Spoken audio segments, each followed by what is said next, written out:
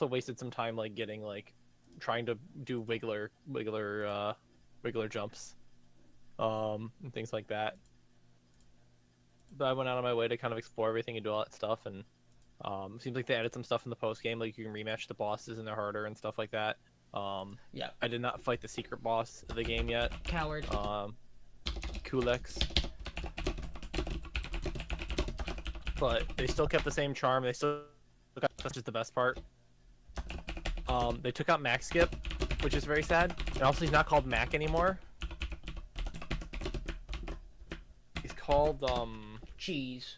because they changed a lot of the localization, like names and stuff. So like Yardovich became Speardovich.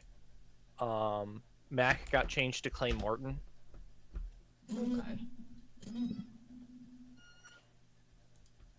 So they made some like minor changes, but it was really good. Yeah, it's crazy how white my camera Recommend. looks if I don't like turn it to be orange. If you have not played the original and you like simple RPGs that are very easy to play and understand, it's a good one. I do intend to play Pretty it. quick. The average person probably takes Yeah. less than 15 hours. Yeah, I probably would enjoy it 15 because hours. I did enjoy Sea of Stars. Yeah. And it has good replayability. Hey, Michael, you know what game you should play because you enjoyed Sea of Stars? What game? You should play Chained Echoes. Look, you wanna know what game I already downloaded? Let's go! I also need to do that thing. I need to beat it, but I did the funny thing where I play an RPG Yep. and, you know, I work the next 2 days. And stopped at the final boss. So going. going back to an RPG that requires some level of precision is like, And I've written down. Do you want to do Thanksgiving on Friday then? She said that worked. Okay, coming over. She's gonna come over like in the morning. man, Oh, This week's gonna be- Holiday- I hit platinum Mega holiday's gonna- Strikers. I'm going crazy in that game. congrats. Holiday's gonna make podcasting fun next week. We're live, by the way, just so. Oh, sick. Wow. Why not? You know, last week I had us muted for a while. This week we were just live right away.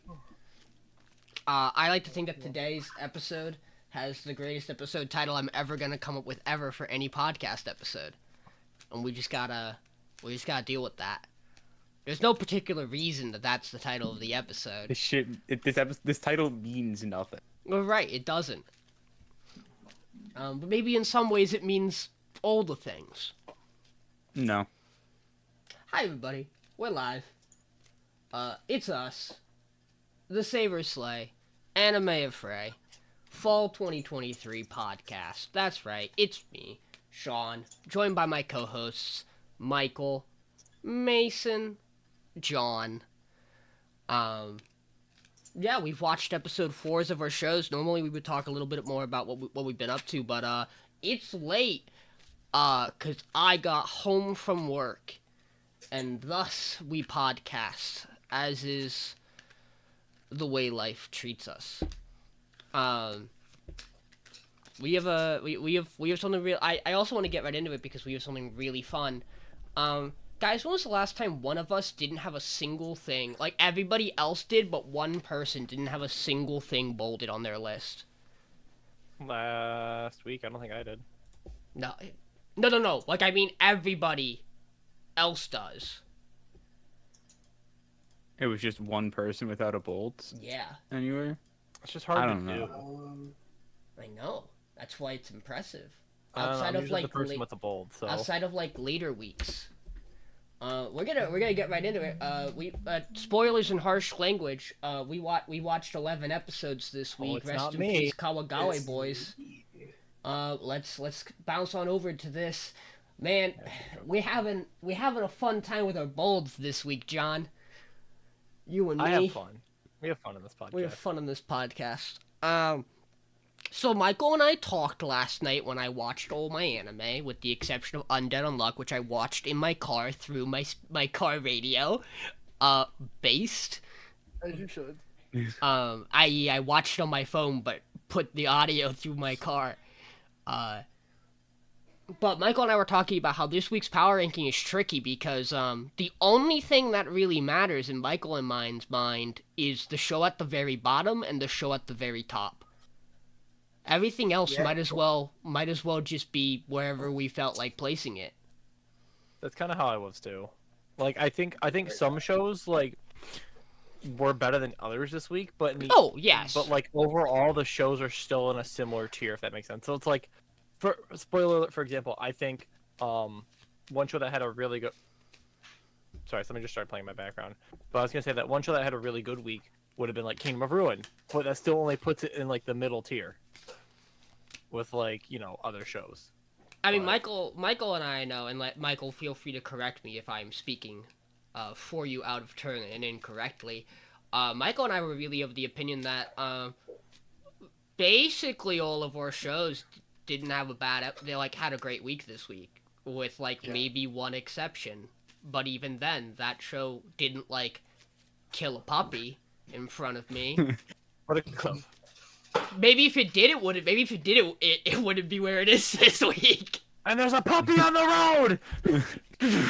What? Um, No, you mean? I want everybody to know, by the way, that when Yeah, I OVERTAKE. get power rankings, everybody refers to MF Ghost as something different every time they send it to me, which I think except for John, because he just sent me a flat, which I appreciate.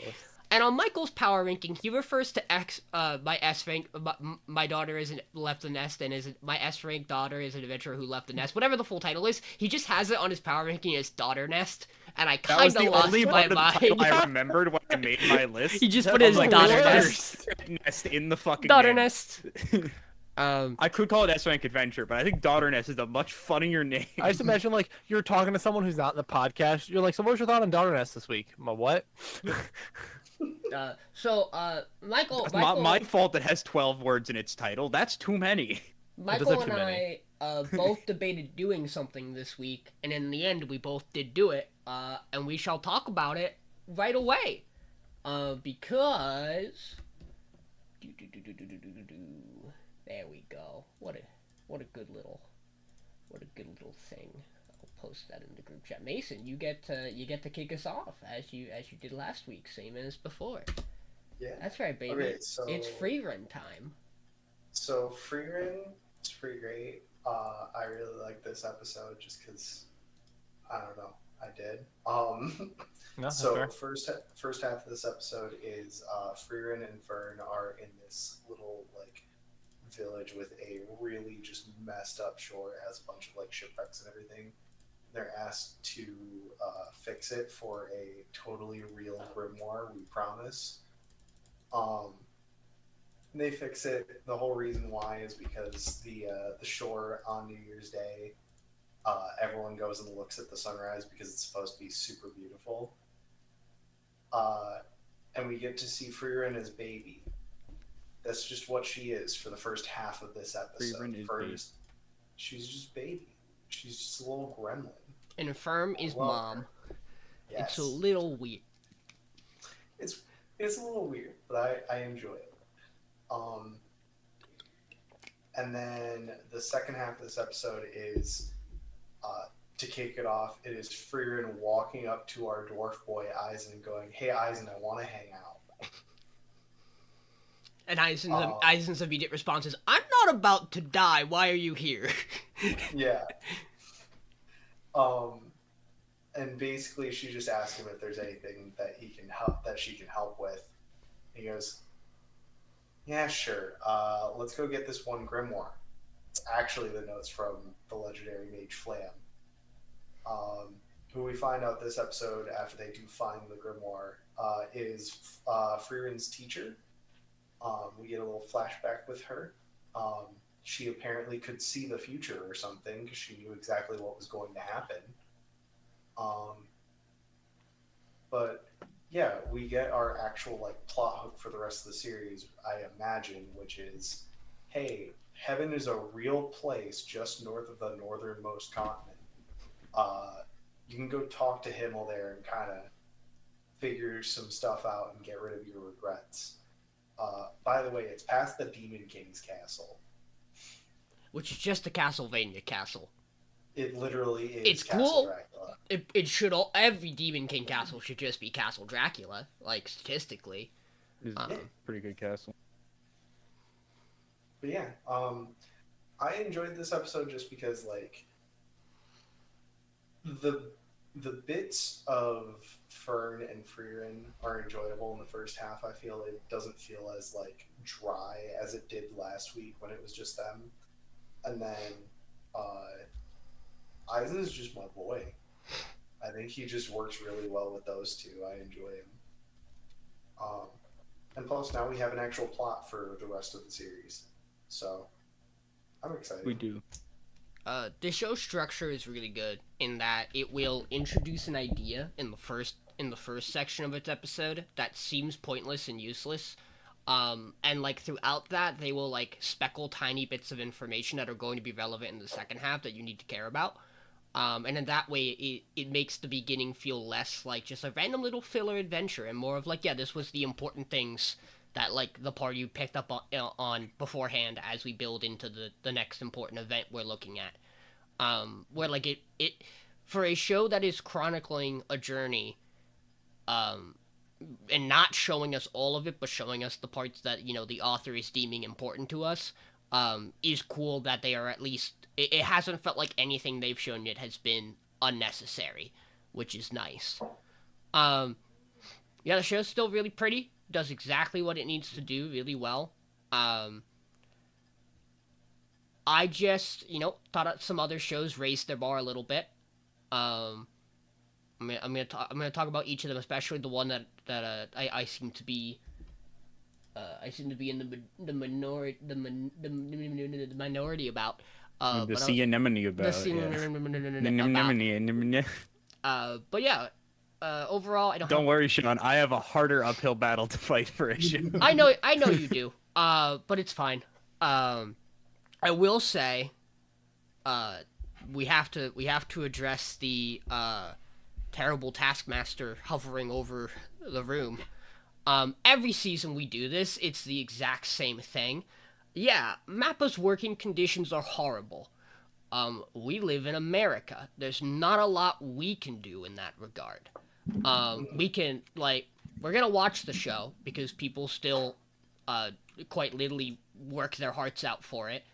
And they are adaptations of works that have a lot of passion and care. Some of them previously we care very deeply about on the podcast. It sucks. They should treat their employees better. That is, you know, we do the best we can to not let that detract from, you know, the actual content of the show, which is what this podcast is focused on. We will condemn them to all hell, you know, upper management whenever we can, though. We are not afraid to do so. I just figured we had to talk about that, get that out of the way.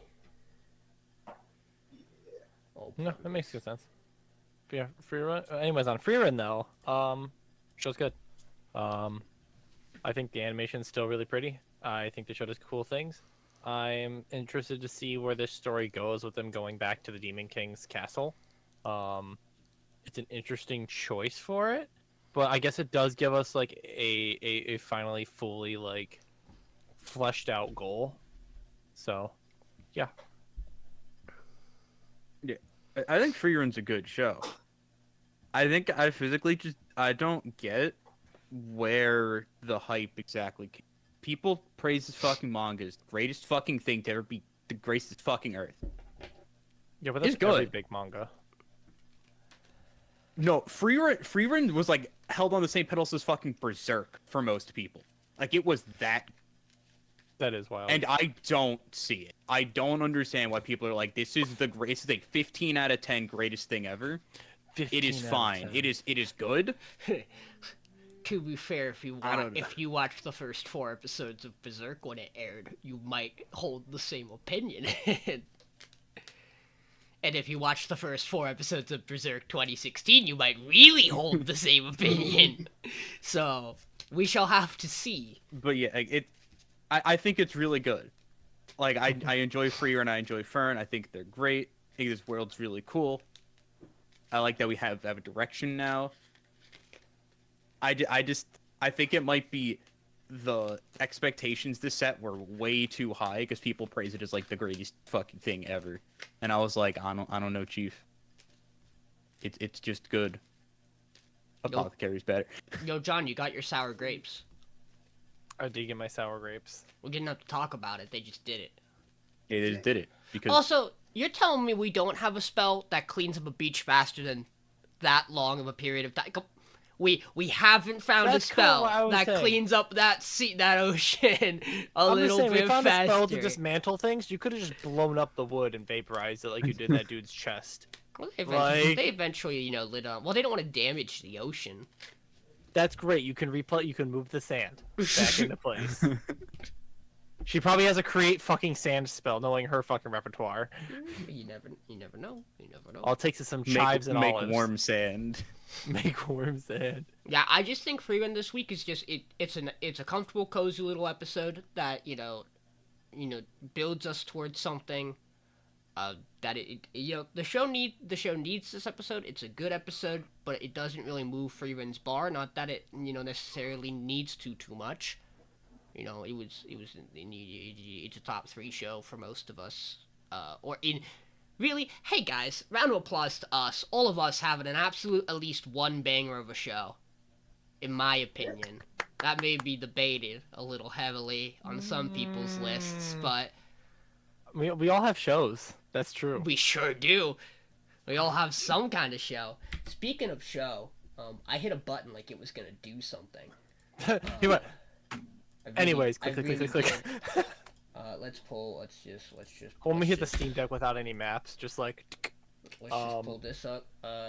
Come on, John. Let's talk about Apothecary. So Apothecary this week was really happy and fun, and everyone loved it because it was super cutesy. And so Mao Mao is working for the other concubine, the one that has the dead baby, because she didn't read the Rose message, because she's still super ill, and so she had been, delivering food for her concubine and the Emperor, who was visiting again, and she's like, all right, good to go. Good luck, guys. And the Emperor went, hey, I got a question for you, famous apothecary. And she goes, oh, fuck, famous apothecary, I'm fucked. Can you go fix the other concubine? I liked her. And so she basically is in servitude for the other one now, trying to figure out why she's still so deathly ill and all this stuff.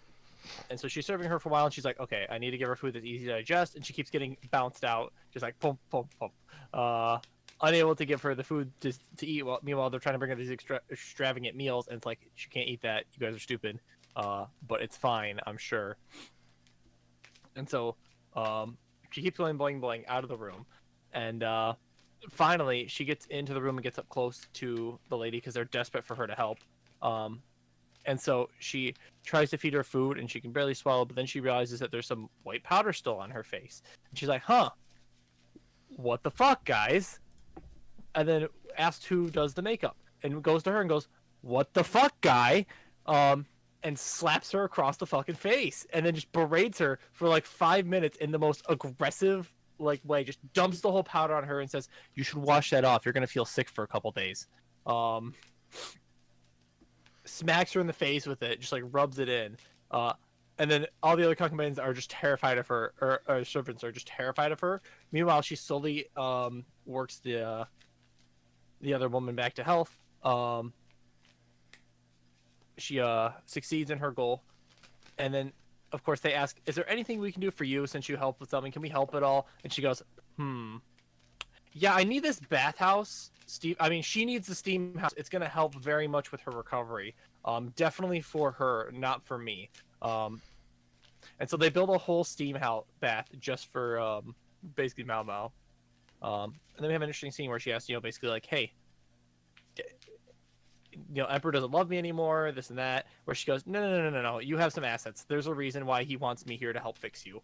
And tells her some brothel secrets, we will say, to engage in coitus.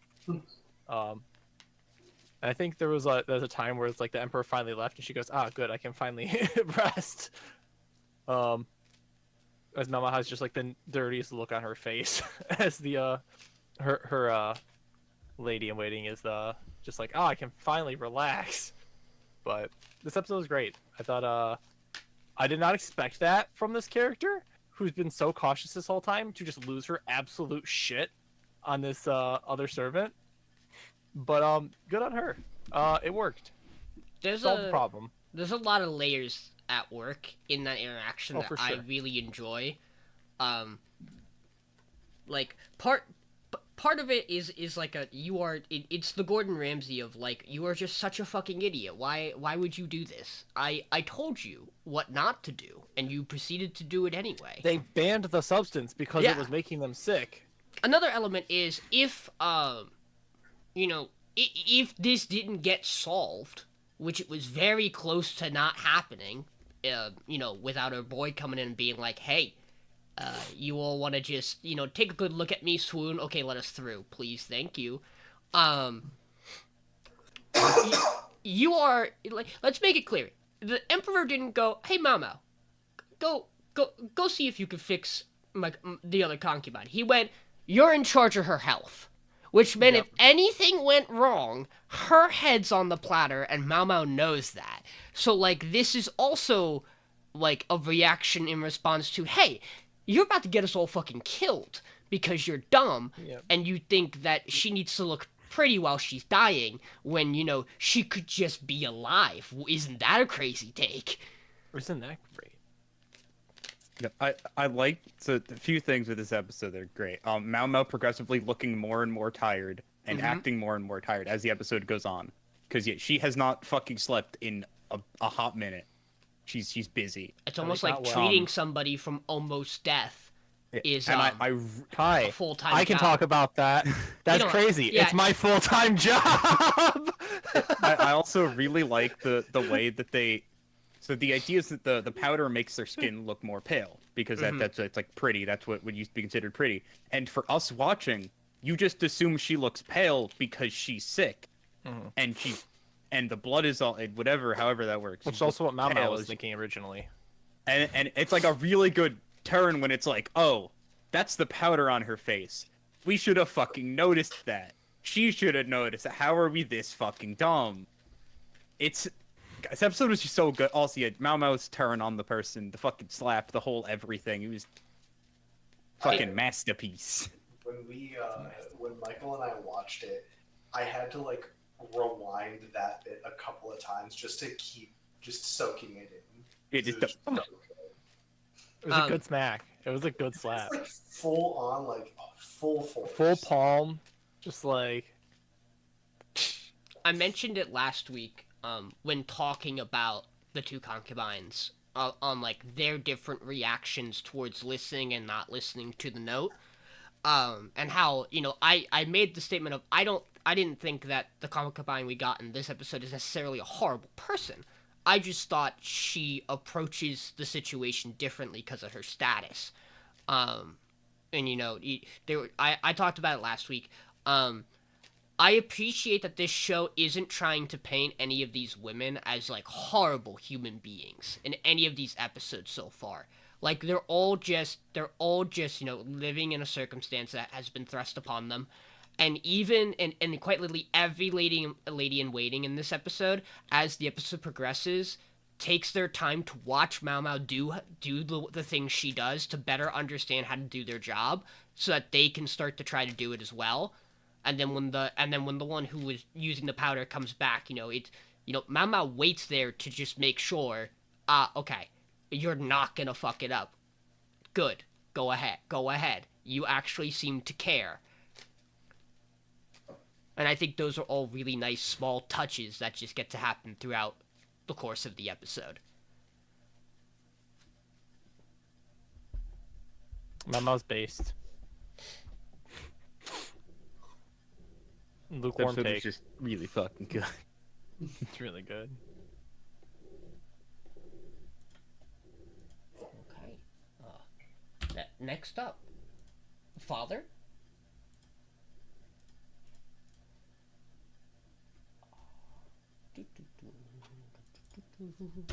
S rank. We have some He is absolute banger everyone's screenshots father. from this episode. That is, this is a really fucking good screenshot. So we have in this week's episode of My Daughter Left the Nest and Returned an S-Rank Adventurer, or as Michael refers to it as, Daughter Nest. Daughter dearest. Now that's a different show that has the dearest. Yeah. Oh, true. True. This week we are back home. We have returned home, and Angeline is making the most of it. And by that I mean she is physically attached to her father for 80% of the episode because she loves him and misses him, and it's been 5 years. We get to kind of just see everybody relax. It's nice. We get to see I can't believe I'm forgetting. Is his name just Bell? Shortened. Belgrave. Belgrave. Yeah. Belgrave the Red. We get to see Belgrave, talk with Angeline's traveling companions.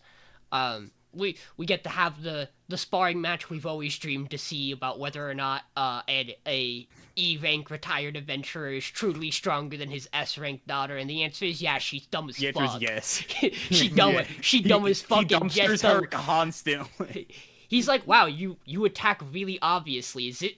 How are you alive? And then she cries like a baby because her father bullies her. And she's not ready for. And she's a baby and she wants uppies. And her friends are like, oh, it's adorable. They talk to him. They talk to Belgrave a bit, and they're just like, yeah, just so you know, by the way, on her way here, she may have accidentally swapped the sisters again and almost murdered one of them for trying to steal you away. And then they bonded over their mutual friendship and tutelage of you. And he goes, I don't know what's going on here. By the way, you keep calling me the Red Ogre. Why? And they just all point to the door, and Angeline comes in and goes, what's up, Dad? And he's just like, that's not accurate. I made it up. But it's really cool though. But it sounds cool. We get a really nice scene that just kind of pops out of nowhere. To hard confirm, yes, she is a cat. She doesn't just have cat mannerisms. She is an actual cat. We have the conversation with them at the dinner table where he's just like, oh no, you got food on your hat. You can take your hat off when you eat, and then she goes trauma mode because racism. At which point Angeline is like, my dad's not a horrible human being, I promise. So she takes her hat off, and Belka goes, your head's cold. Your ears are cold. I'm so sorry. I'll go get you a beanie. God, and everyone, he's the best. good. He's the It's best. so base. He's just as oblivious as his daughter. Yes. Yeah, doesn't even consider racism an option. He's like, I don't see cat ears. At which point the show wants to remind you that all of Angeline's two traveling mates are both orphans from the city of Orphan. Can't stand that it's called Orphan. It just hurts me spiritually. On a really deep level, Michael. If you called Orphan. Hey, my girlfriend's only half orphan, so she can't live there. That's okay. But we get a scene where she's like, hey, since I am a cat and you've seen my ears, pet my head. And then she's like, bet you wish you had a father, to her other traveling, which is a little fucked up. I guess it's okay to do because she's also an orphan. And then they all start to argue about having dads or not having dads. The next day they keep sparring, and Belgrave is like, hey, you're gonna keep being an S-rank adventurer. You killed the Demon King, and you want to keep being an S-rank adventurer. What did the Demon King look like, by the way? And we seem to come to the realization that whatever this thing was that we believe the Demon King is, definitely, totally, may have also been a similar entity as the thing that took Belgrave's leg. At which point he thinks real hard and he goes, no daughter of mine is going to leave my house as an S-rank adventurer and die. I ain't letting that happen. And so he looks Angeline dead in the eyes and goes, instead of lunch, if you can't beat me in a duel, you're not going back to adventuring. And not only that, you're no longer my daughter. And Angeline explodes. Angeline has the biggest meltdown possible. And then she does beat him in a duel, and he goes, oh, okay. I guess we're fine now. Important to note, by the way, at the start of this episode, it opens on a completely unrelated note, which is, dude from Summoner's Rift in his white robes is being attacked by a gang of assassins, where they managed to cut his shadow orb in half, releasing some dark miasma into the night sky, and he goes, well, that ruins my plan just a little bit. Well, shit, should have seen that one coming. This scene is extremely important to me because it looks like a fight scene straight out Orphan, which hurts me because everything else in this show just throws around the word orphan and brainworms. Uh-oh. Fun, Sounds fun, good. fun. Sent to the Shadow Oh, Realm. we got. We sure are. Give it a minute. We'll give it a minute. It should have buffered out now. I love the fact that the stream's like really delayed for me, so I can't even like see when issues happen. The stream realized I was trying to talk about Sorcerer Stabber Orphan and stopped me. It stopped Yeah, me dead 'cause in it my should. tracks. It was like, oh, you want to compare this scene of a mage getting attacked by a bunch of ninjas to Orphan? How dare you?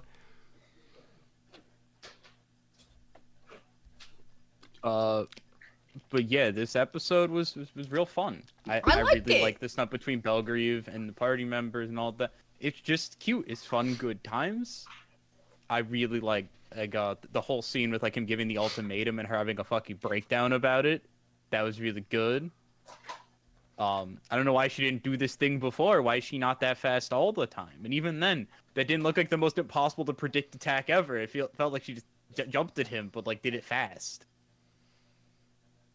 She was holding back. I like that she's just so upset that he hit her. He's like, no. She turns into a chippy child. Just immediately No, reverts to give 5-year-old. uppies. You hit me on head. I want uppies. Don't now. hold back. What the fuck? Why'd you hit me that hard, man?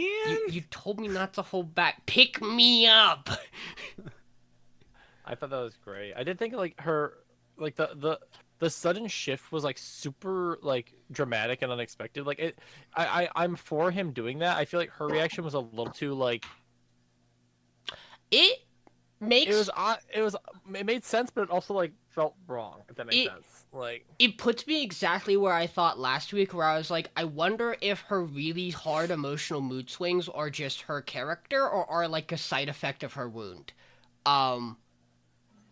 Either way, I think I'm fine with. It's just really interesting to have seen that twice now, where it's like all of a sudden out of the blue, almost against everything else we've seen of her character, or is just this moment where, like, especially in relation to her home and her father, she gets really, really super worried about it and like in her own head, which isn't necessarily like I said, it could totally be. Like, that's just how she is, and since she hasn't gone home till right now, we haven't seen it.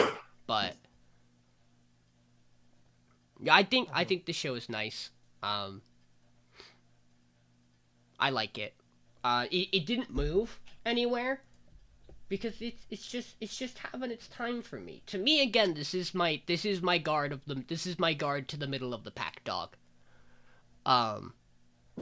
Like you gotta be at least an S rank adventurer to clear the climb. And that's not to say that I think everything below it this week is worse than it. For me, like, my middle of the pack really is just personal preference. And I'll talk more about that when we get to the other shows.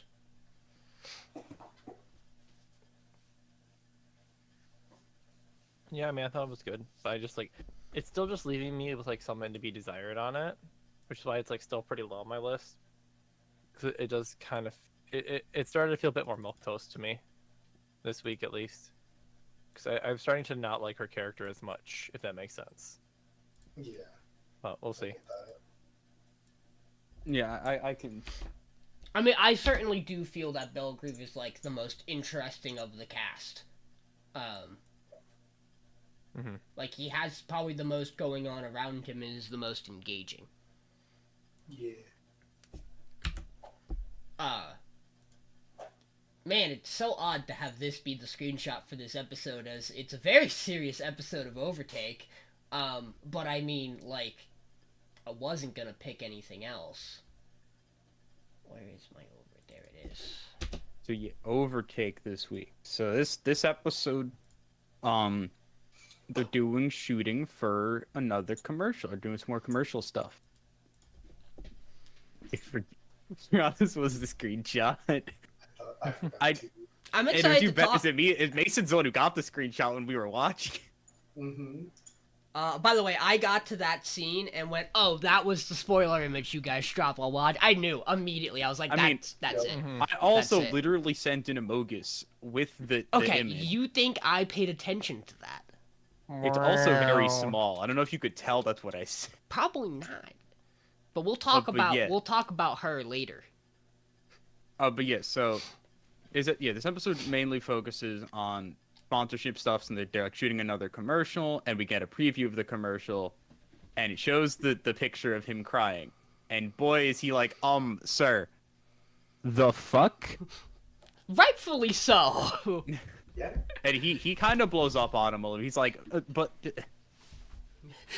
I didn't think they were gonna use it. I'm sorry. Can we talk about the fact that they say something that is absolutely not how this works? But his team he goes, I didn't say you could use the photo, and his team goes, but you didn't say we couldn't, which is not how that works. But so this is all done. And then they also want to keep Mr. Camera Guy.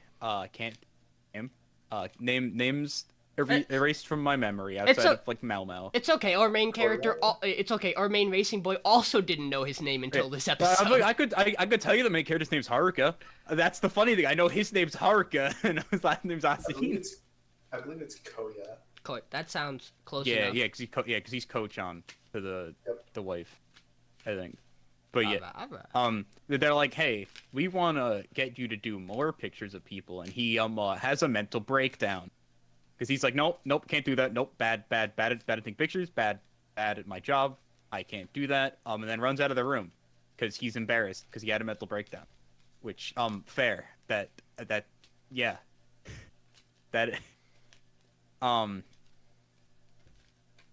then we get the reasoning as to why he doesn't take pictures of people.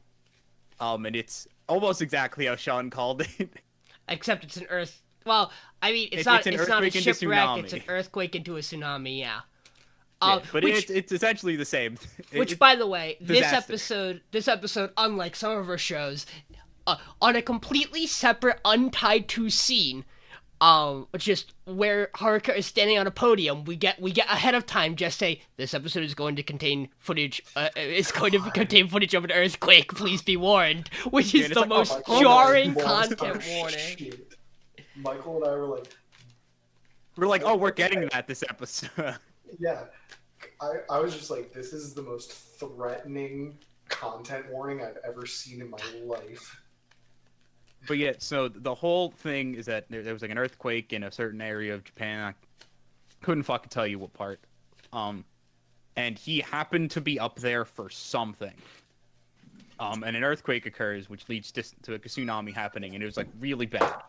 Like people are trapped up there, nothing can get up there for like weeks or a month or whatever. Like it was like a really, really bad kind of thing.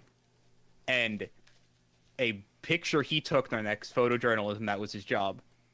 Or he tried to do photojournalism. I think that's generally what his job was at the time. He gets like a picture of a girl, like right in front of a tsunami about to hit her, or something, right in front of a really big wave. I think is what it was, or about to get hit by something. I don't remember what she was getting hit by, but yeah, it was like a really good picture, like really captured the moment well. And people were like, "My brother in Christ, that's fucked. That is absolutely fucked." As in Twitter did that, because Twitter is Twitter.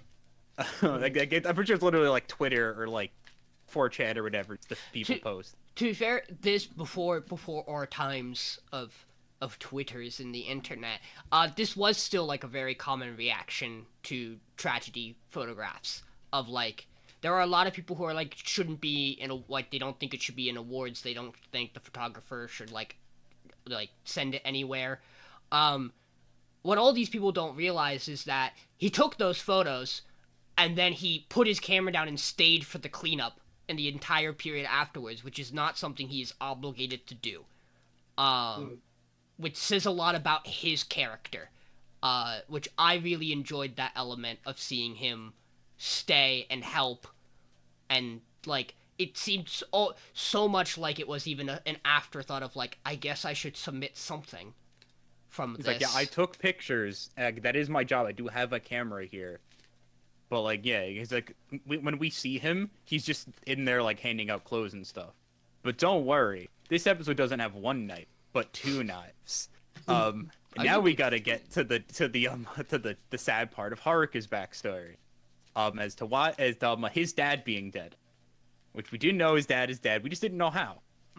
We could have probably guessed it had something to do with racing. I think we knew he died I think they specified he died in a racing accident. We just don't get. We didn't know the context. And so we start off with Haruka. It's with like the flashback that we've gotten like 3 times of Haruka on the podium on his shoulder, being real happy because he wanted to be on the podium, and that's really cool. And he keeps like, he's like, Dad, go do great today, and he keeps like, because he's proud of his dad. Also, he kind of wants to be on the podium again, but like he's just proud of his dad. He wants his dad to do well, so he's like, Dad, go out there, go do great today. And keeps doing that. Then one time he says it on a day that it's raining. Rain and cars, not the best of friends. Ouch. And Haruka, being a child and being the way people are, blames himself for telling his dad to go out that day. Because he's like, my dad overdrove that day because I told him to do good. And, ouch. Damn. This episode was pretty good. And on top of that, we get like a small other characterizations for the supporting cast. Like we get the mechanic and his childhood best friend, who is one of the cheer girls for the big boy company. She is wonderful, just a little ball of joy, and also a mess. She's a mess, and we love her. We also get like a little bit about We also get a little bit about the photographer's ex-wife, and it really just seems. And I appreciate this greatly because they really portray all the scenes in this episode as I left just because he wouldn't open up and talk with me. He just wouldn't rely on me to try to help him, and that was something that I couldn't sit there for. And he gave up on his passion on top of it without like talking about it. He just let it all go. And you know what? That's fair. They do a cut in this episode from her watching him like read the comments on the internet, and it zooms in on her wedding ring, and it zooms back out to her telling the story to Haruka, and the ring's gone. And that shot hurts. That shot hurts so much because they clearly don't hate each other. And it's like you want the best for this set of characters. This episode's really pretty. Like, this show is pretty. This episode's really pretty. They like milk that shot of Haruka at his family's grave, and it looks wonderful the whole time. And they have this like weird like diorama shot of the car crash that makes me think I'm looking at like a 3D Ace Attorney scene. But like really pretty. As horrible as it is to say really pretty for a car crash. This show looks good. Mm-hmm. Yeah, I probably rated this too low. I'll say it. What? To be honest, it's one of those things that like I watched at like the end of a session. Something had to be down there, and that's the problem with this week. Something had to be in that bottom section. Something also had to be down there, and like if it's gonna be the racing show, it's gonna be the racing show because it's just, I don't know. There wasn't any racing. There wasn't any racing in the racing show. It was all this drama and like yucky emotions stuff. And like yeah, they have those yucky emotions. But I want to watch Cargo Fast make a left turn burr. He's got to put more heat on his back left tire. He's got to put more heat on those tires. That's why he made that weird slide. I'm so excited to talk about it. We gotta talk about that because how does the car guy not know how cars work at this point? 20 years into it. But anyways, with people who do know how cars work, they don't know how to motion work. But like we talked about in the first week, it's like, yeah, like sometimes people have to take photographs and videos of tragic events because that's how we record it and analog it in history, right? Someone has to have done it. And yes, the photograph he took is probably horrible. It probably was very, very tragic. But that's part of what photography is. That's part of what history is. And that's part of what art is in general. You know, you can't always show the good things because then you don't know what the bad things really are. If that makes sense, right? It's also a really good picture. Like it's a really good picture. That's unfortunately the truth of like a lot of like war or natural disaster photos is that like they're a lot of them are extremely well taken. Like one of the most famous photos of all time is the Napalm Girl photo. That photo is horrific. Like that photo, whew, there are a lot of people who can't look at that photo. that photo serves a very strong purpose in history of like understanding. Yeah. Yeah, maybe just a little bit. This show's playing to the person who's the part of my life that spent 7 years studying journalism. Just maybe a little, on top of being a cool sports show.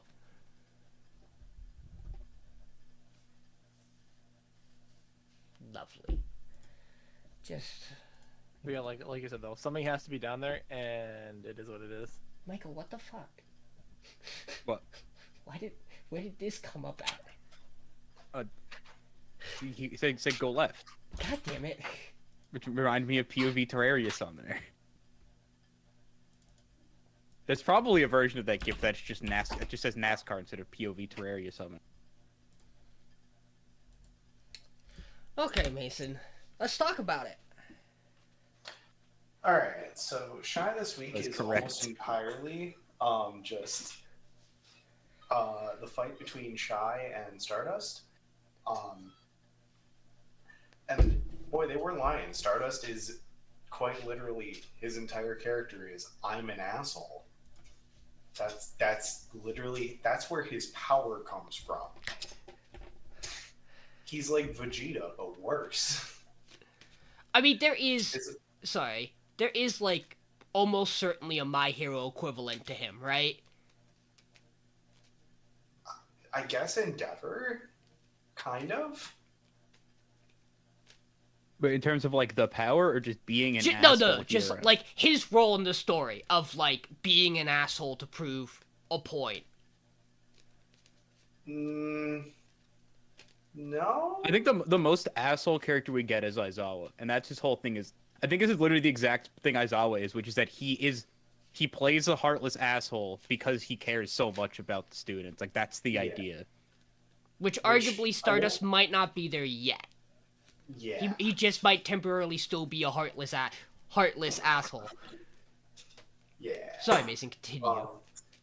Yeah, you're good. So, basically, the whole fight is just we find out that Stardust, because he does not give a single fuck, he only cares about himself and does not have any empathy for other people.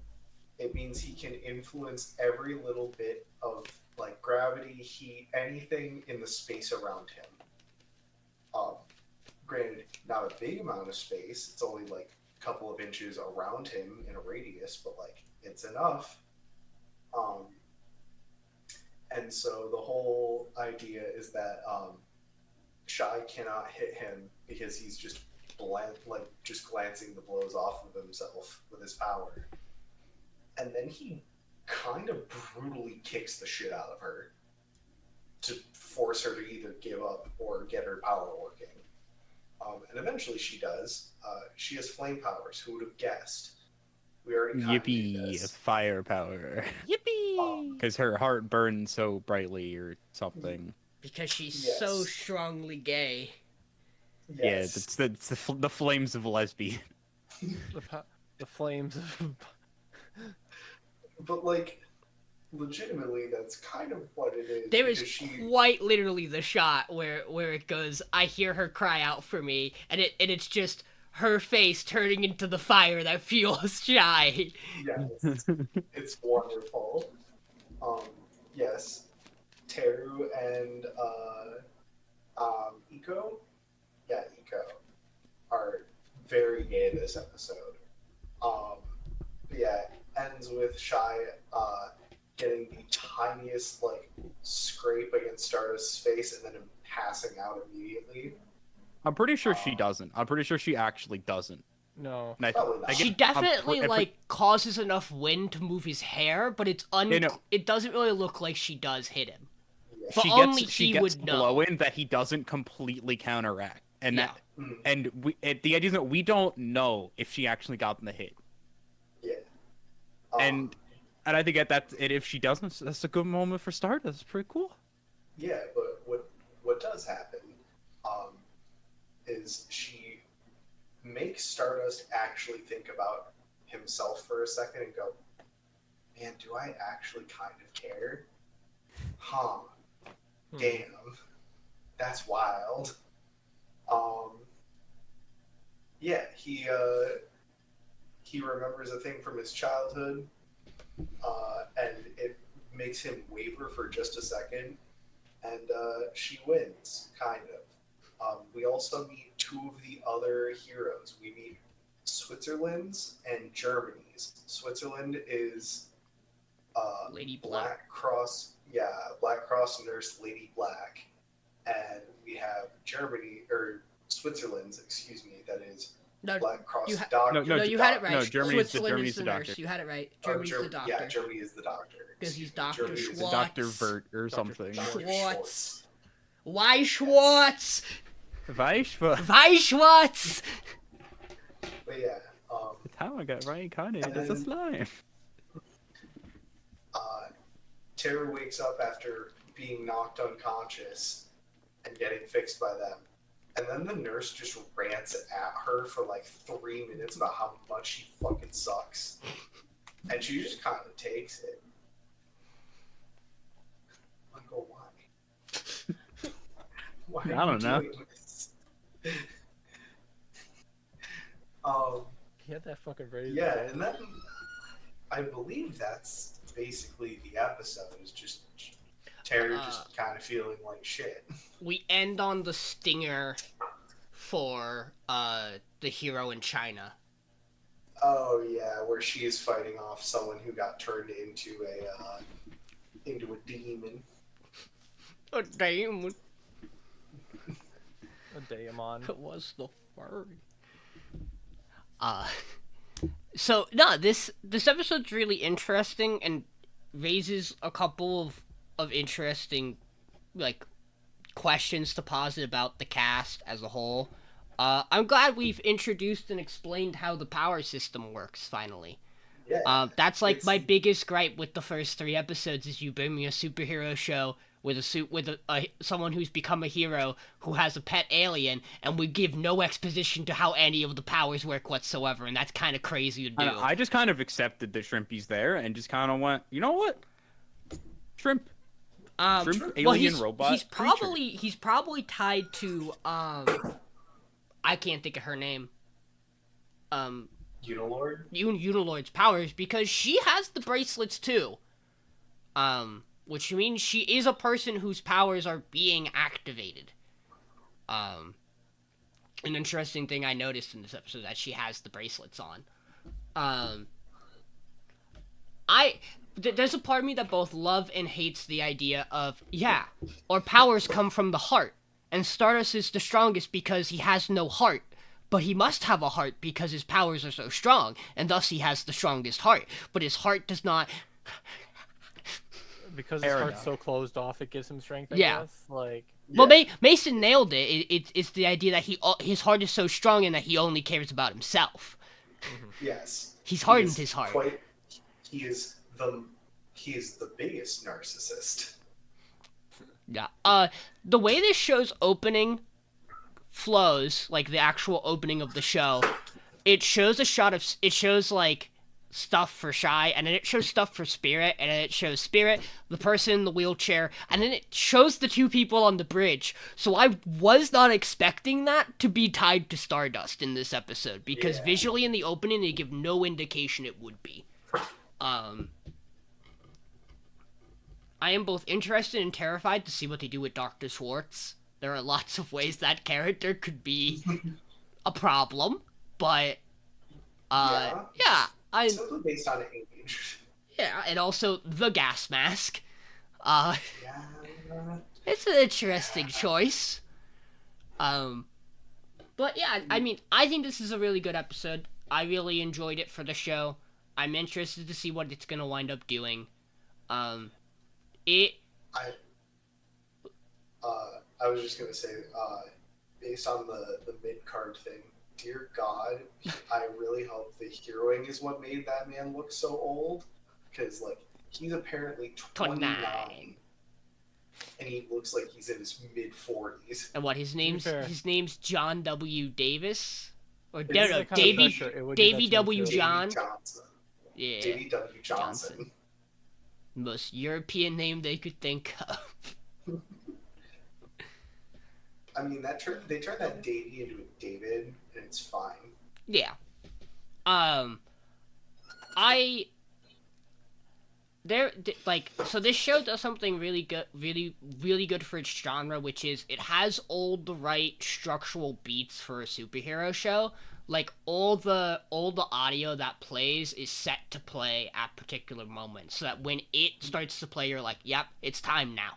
Naruto does this really well for a non-superhero show, where like all of Naruto's OST beats are very clear to you. Where if a certain song starts to play, you're like, "I know what's going on now." Like, and superhero shows are big on that. Something I noticed this episode is that the way it adapts the paneling of the source material is really cool, because it keeps it like that comic-esque structure to it, where you have like the cut-ins, and like it's really neat. I really appreciate it, and I'm glad that the content of the episode and the exposition we were given can let me like it more than I did in the previous week.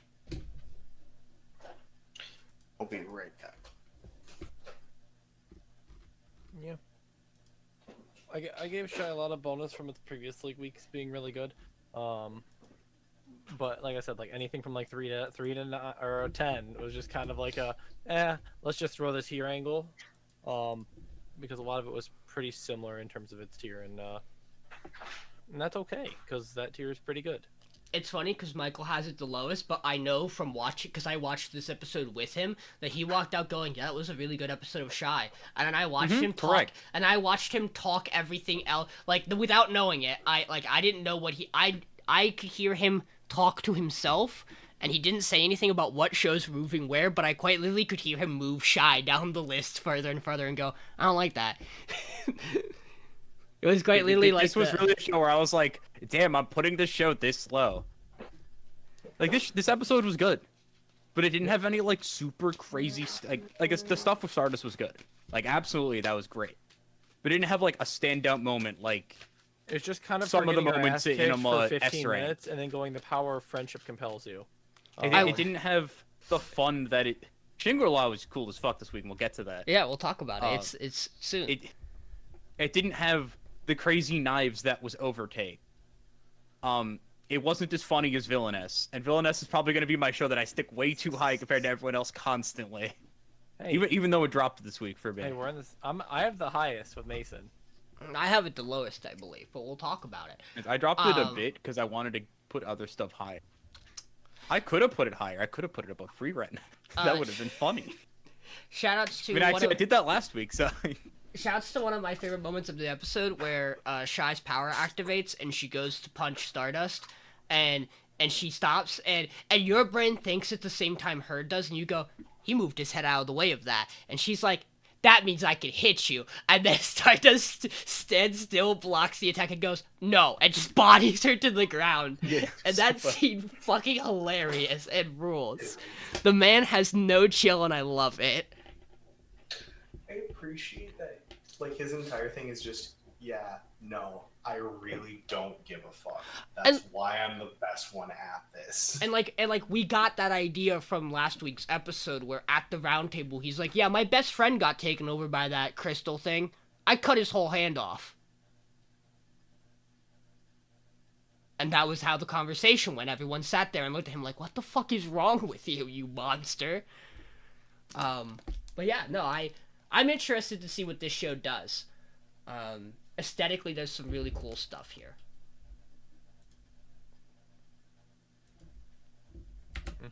I agree. Okay, John. Okay, You're up. it's my comedy hour. Hi, welcome back to John's comedy hour, because John had to pick a rom-com. It's a little guy. Except this one's actually funny.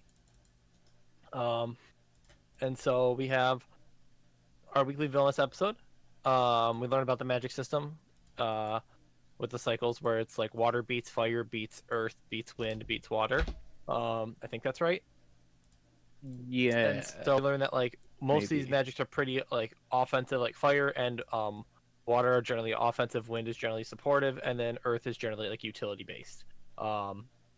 Which, you know, that checks. Water also heals. Water can also heal. I thought those wind that. I couldn't remember. Wind amplifies other wind other amplifies elements. is its whole okay. deal, yeah. And so it's about how you use magic in different ways, this and that. But we're kind of doing this little test experiment where they're like breaking walls and stuff and practicing magic. And then one kid is stupid and shoots a fireball into the fucking forest, and angers a mama slime, to which she's like, I understand this. This is an event. But however, it triggers reaction flags in one of the boys, and I don't know which one I want to. So she cries out to God, Claire. I'm listening, Claire, and then realizes Claire is also Claire kidnapped Sama. her. But then the game breaks and it lets her go anyways. So she can team up with Thane and solve the kind of slime issue, and defeat the big giant slime with everybody. And so once the slime is defeated, they also learned that there's also this elite student council, student knights kind of thing going on. They're like, so Ray, are you gonna join because you could be Claire's knight? And she's like, that sounds great.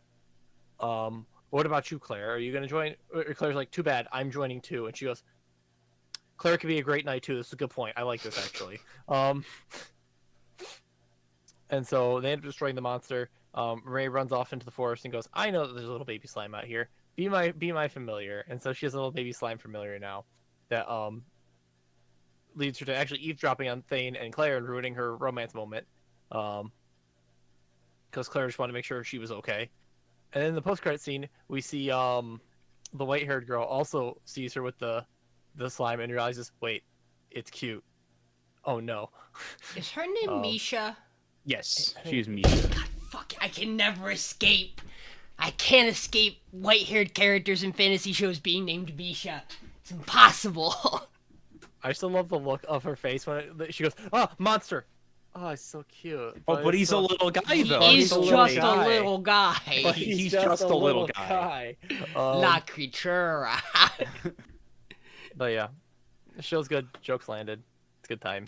Yo, shoutouts to a show for having a slime monster that uses tentacles to grab people and not doing anything despicable with it. Yeah, no. Yeah, You know what? Good point. I didn't even think about that. yeah, like I saw it, and I was like, my brain went into fucking defense, but I was like, no, bad. Here we I go don't again. like It's tentacle just- monster doing tentacle monster things, and it was just like, no. It's just a good Here bit. we go It- it's again a- on my own. It's really nice the way a lot of the stuff gets structured in this episode. I did really enjoy it. It's just, again, like, cup of tea wise, there are stuff that I enjoy a little bit more than a Villainess Otome game. That's You know, fair. And That's fair. I don't think this episode has as many hilarious beats as some of the previous episodes have, or as, like, emotional bullets that kind of come at you. The one thing that stabbed me completely unexpectedly and completely unrelated to anything podcast associated is that the guy who instructs them on magic's last name is Magic. That's some me bullshit from my D&D campaign, and Michael called me out on it while we were watching it. I didn't realize that his last name was Yep. Magic. I thought they were just saying the type of magic that he does. Well, no, because it pops up because Claire refers to him as like professor or whatever his title is, and then his name, and then they eventually pop up his full his name, and then after it's just Magic. It was like Drexel magic or something. I don't think it's Drexel. I think that's Pennsylvania State schooling getting in your It's brain. Tor. Maybe. Yeah. That was it. Pennsylvania State Schooling. But yeah, his last name was We've a Magic, university and I thought that's that was called very Drexel. funny. It's a really cool name for a school. It is. Pretty good name. Letting other characters resolve this conflict was cool. That was neat. It was such a good moment for Mason- Thane and Claire. Mason, It's so good. Did you get whiplash at the start of this episode where this was just a world of Remnant? Where it's just suddenly Yes. visually everything about it was very like Ruby lore video thrown in your face. And I was like, Exactly. dust. Dust is a magical. Is it? Is it though? No, it's not. It's not magic. No, it is. It is magic. Maybe. They don't know, Michael. It's okay. They aren't sure either. Yeah, and I don't have too much to say outside of because this is such a I'm trying to think if there was anything else that happened outside of the training, but I think it's all that event which is a little No, odd. that's the only event in the episode. Yeah. She blows up a sign, which is like it's like, and it gives like the flag visually Yeah, but for that's like part of the training.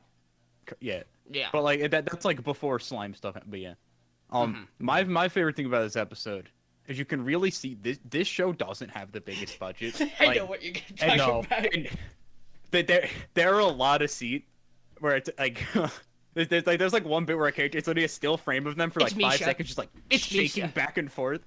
Yeah, No, it's like it's Misha just, Misha, like and it's shaking her. off the screen. It's her walking away. It's just Yeah, it's just like they took her little thing and bounced it up and down. Because they had to spend like all of their time working on the really intense action scene that is Claire and Thane going buck wild on the slime. Because that scene was fucking great. It looked really good. And then like the entire like 12-second earthquake scene is 3 frames. They shook back and forth really fast. But I will say is, at least they make those scenes funny as fucking hell still to watch when it's low great. budget. This show does a perfect job with its not great budget. Like again, unless you're like really looking for it, this show just looks like there's movement in it constantly. Unlike a certain show with blue in the name that we don't talk about. Blue period. no. We talked about that one. No, that one was good. We're allowed to talk about that one. He's just such a good boy. Just a little guy. Just a little guy. Michael, he popped up on the screen when Michael and I were watching it. Michael goes, "It's the little guy," and I went, "Where have we seen?" And then the ED plays. I go, "Oh yeah, the little guy. it's the little guy." He's just the ED boy.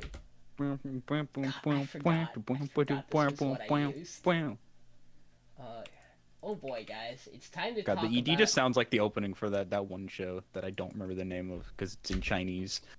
Link Click? Oh no, the other No, one. not Link Click. The other The one. fucking the crazy ass one. Yeah. Super Crows. That might be what No, I it wasn't even thinking of translates Super to. Crooks, but it does kind of look like the Super Crooks. Oh, Wodao Maoshi. Yeah, that one. Yeah, that one. The one with like the yeah. Hey guys, let's talk about Shangri-La Frontier and the ways in Berserk which and Online passion. the ways in which it stabs us. Burp. So we open on not back in the palace of Rabitsu. We open instead in the game shop. Where we see them having more conversation about how she's trying to track down our main character Kun, and simply cannot do it. However, I cannot pay attention to this conversation because off in the corner is the world's smoothest FPS game being played as a demo. That shit looked fire. We actually open on what is what is a One Piece-esque the treasure of Gold D. Roger. There once was a man named Gold Roger who was king of the But pirates. it's just trash games falling out of the sky. In a world of trash games, Yeah. there was one failure online, the god tier game.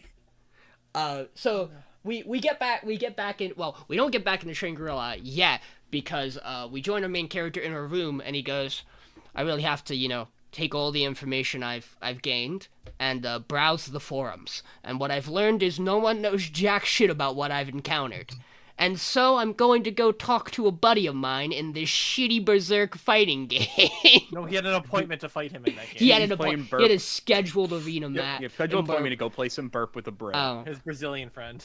To which we get something that I want to talk about.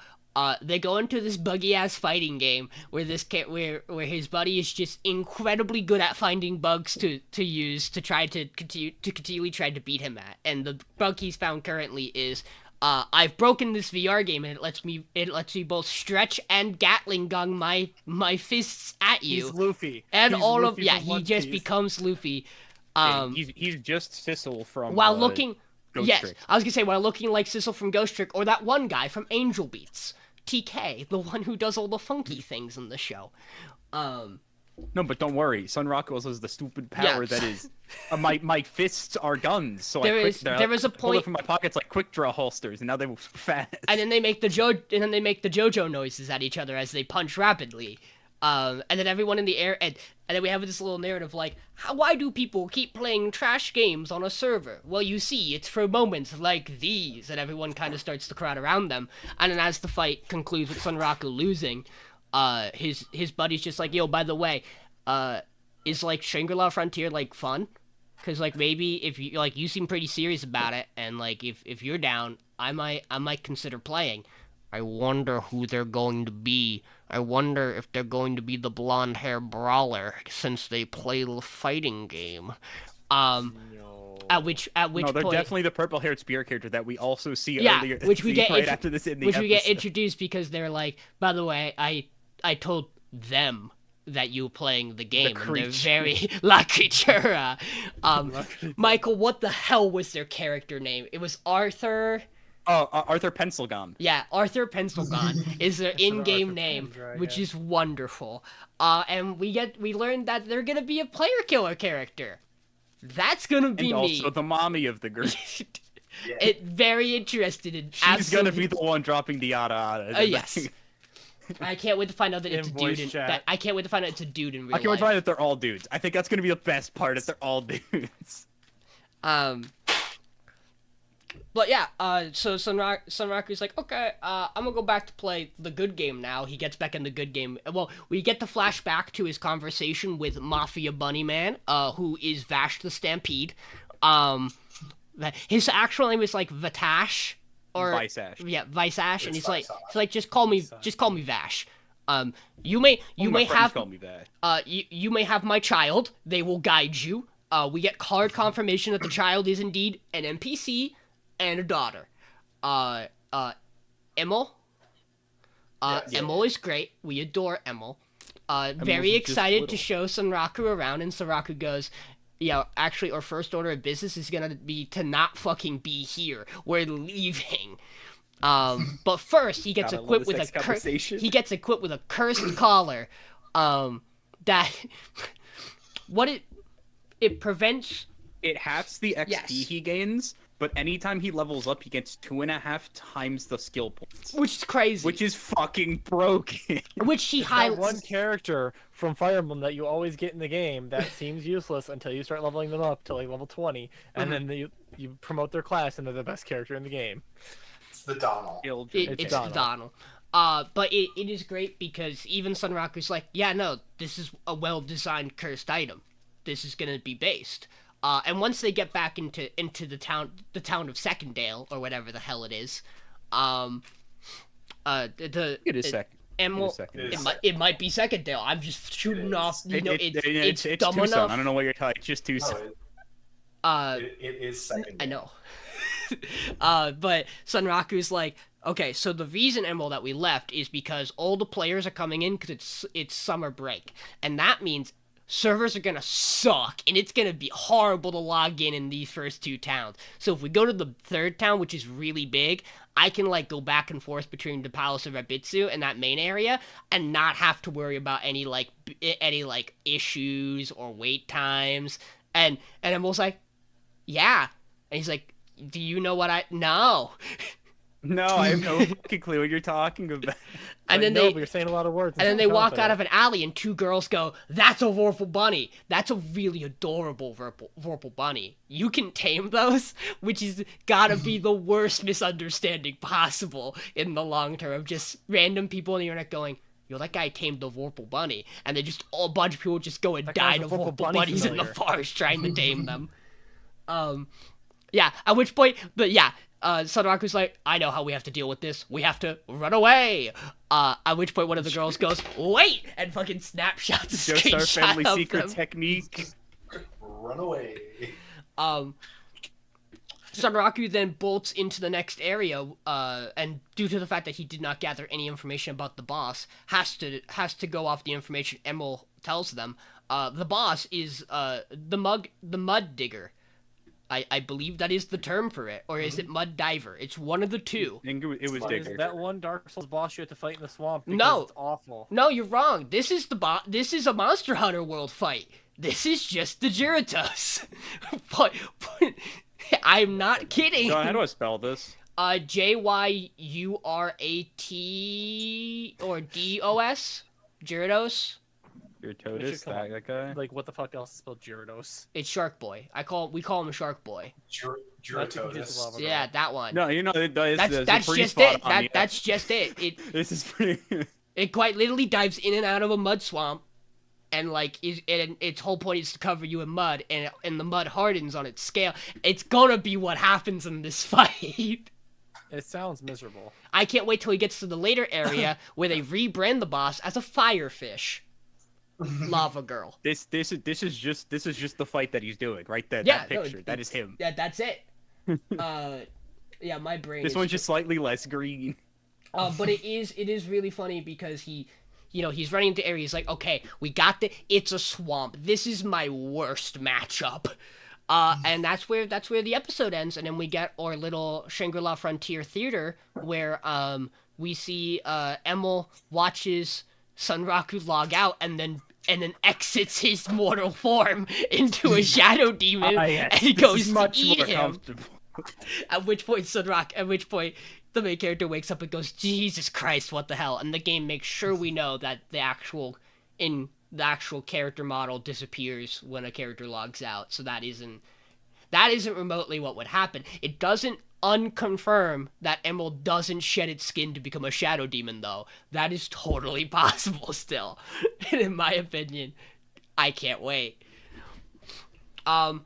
The biggest thing for me that is keeping Shangri-La still as high as it is, even though this episode isn't, it doesn't necessarily do anything crazy, is that this show's OST is phenomenal. It just sounds incredible the entire time. And the other thing that I absolutely adore is that when they go to play the Berserk fighting game, it looks bad. It looks different and bad. It looks like a bad game intentionally, and I love it. They purposely animate it worse. And that's so cool.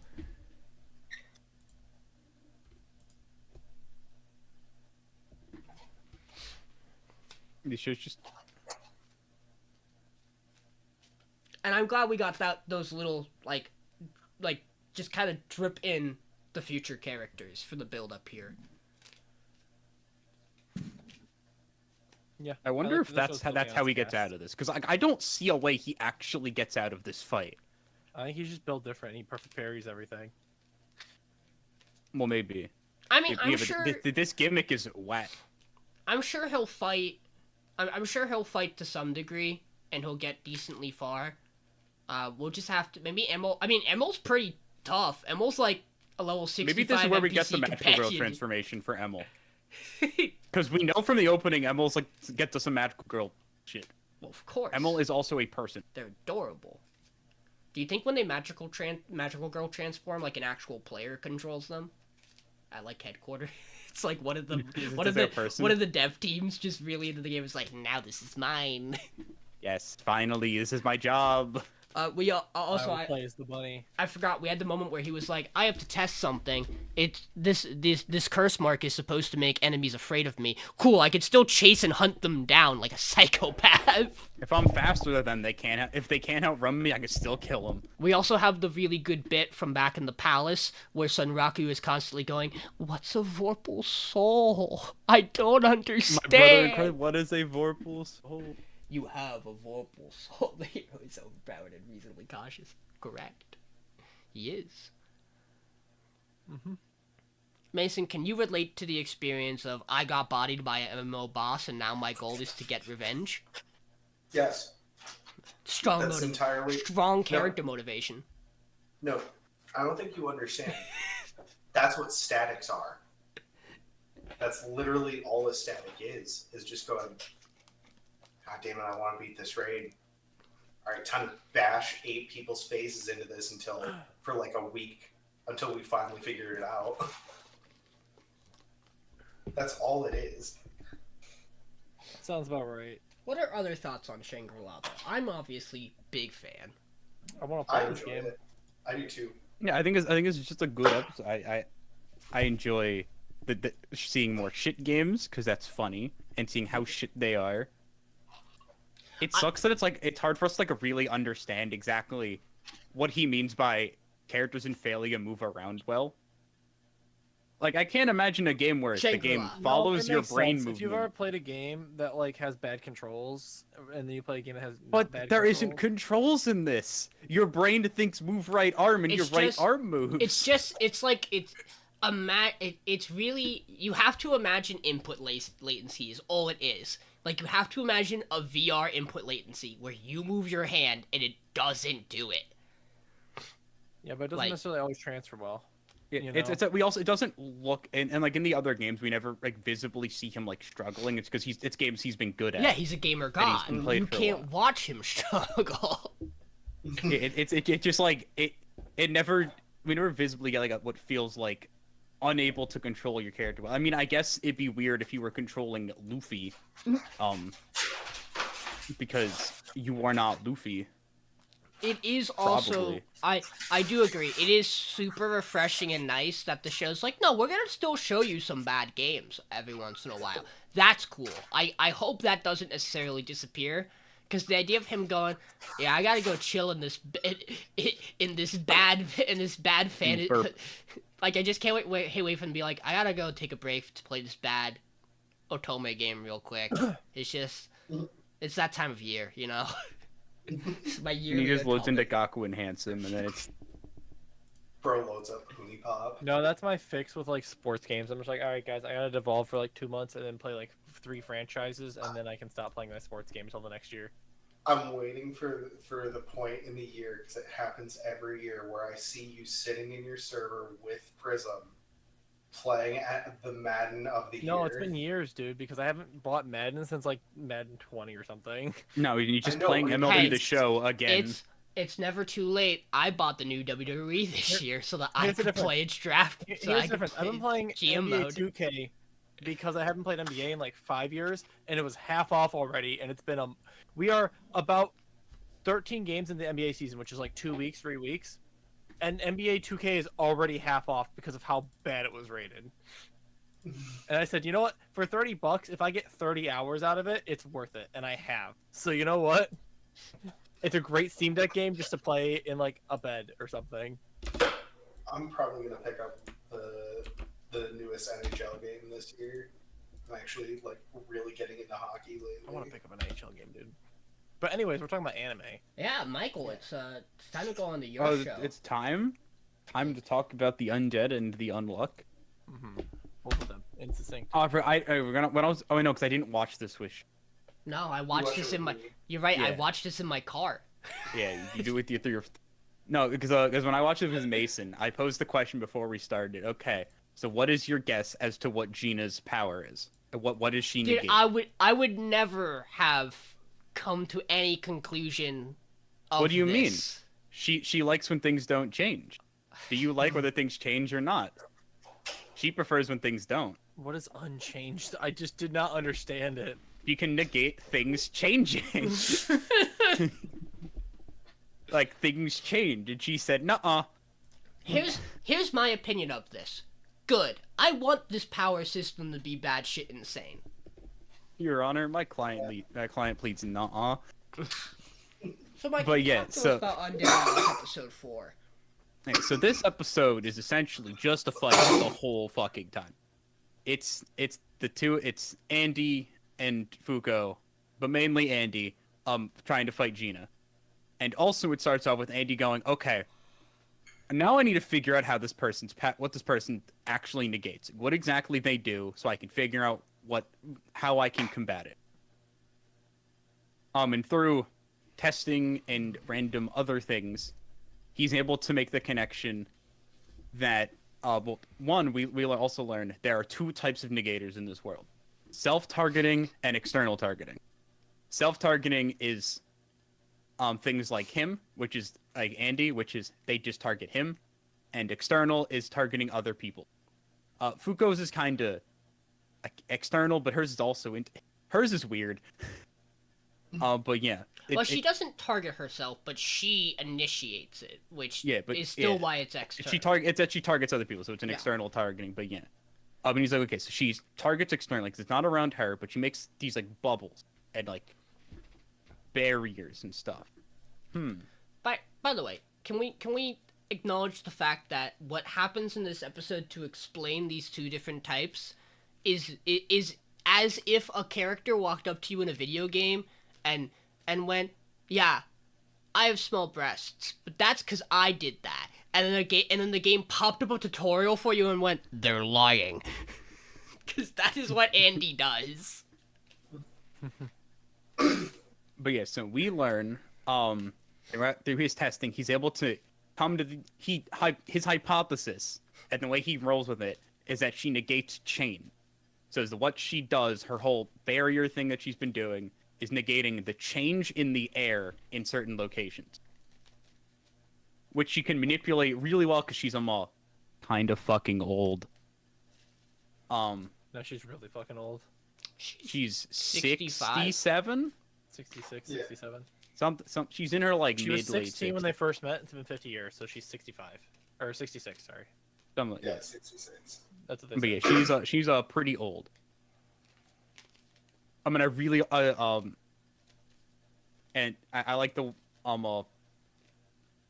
bit Andy makes with the she's like, "No, I'm a self-targeting type because she doesn't change," and he's like, "No, that's a fucking lie. She just puts on a lot of makeup." Anti-age is crazy over there in the Onion. In the Onion. But yeah, so we see like different way Andy's like dealing with this. One of the big like I'm trying to think exactly how this episode plays out with the way the fight goes, because it's a lot of Andy taking L's for a bit, trying to learn things. They notice that she can only walk because she isn't running, because she has to give herself space around her things. If she negated the floor under her, she wouldn't move because there would be no change down there. She wouldn't be able to change her location. Which, goddamn, he's so smart. I never, like, it's such an obvious thing once it's spelled out to you, but until that, you're like, until he says it, you're like, oh yeah. Weird. Yeah, Fucking there's so weird. many things in the show that you don't think about. Like when she's up in space in episode 3, and you just don't notice that there aren't stars until the show goes, "Hey, there aren't stars." Yeah. Yeah. Which is fucking crazy. But it just hits you with that one.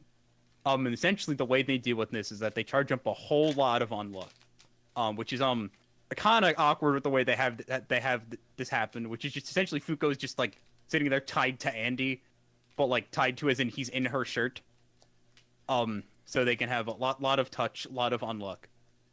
And Andy goes, "Okay, but if I was to just get unlucked outside of this barrier, it wouldn't do anything. So I need to find a way in." The way they do this is they get her on top of like the water again, and they put the sword under the bubble and uses a fucking lever to yeet the opening of the bubble to in front of her, where he launches in as just the head because he is Andy and he can do that, and the head is like the main part, and then he goes, "Now die, bitch." And Yeah, then you forgot that they... bad shit happens. You forgot Oh, that and also he there's a used big the... spaceship. Well, two things. He used the flashbang to make sure that light could work on her. Well, yeah, More that so, too. he was just testing material to see what would work, and light works. And then he accidentally Mario jumps and hits a hidden block that is a giant spaceship in the sky. Yeah. And then we get the sad death the sad moment that is, oh shit, Gina has to die here. Wait, I liked Gina. Stop it. Even Fuko's like, I like Gina. Stop it. Even Andy's like, I like Gina. Stop it. Well, no, he doesn't stop. He's like, I like Gina. It's fine. She can It's die. like, he's like, that. This is a necessary evil, I guess. Andy's such a good boy.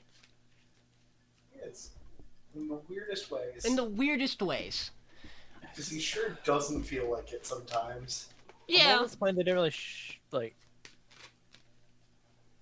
The unlock felt a little anticlimactic. It makes sense, but like, I don't know.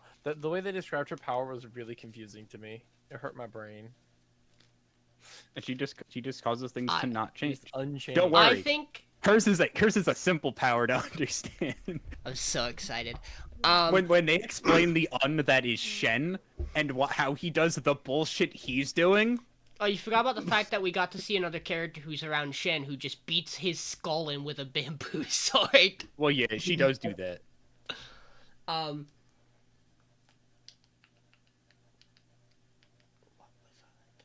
But now they've got 2 open spots. Time to join the Onion. Yeah. Totally a good organization to be a part of. Yep, Definitely no definitely. problems. I'm sure this is going to end very well. I was gonna bring up a point and now I can't remember.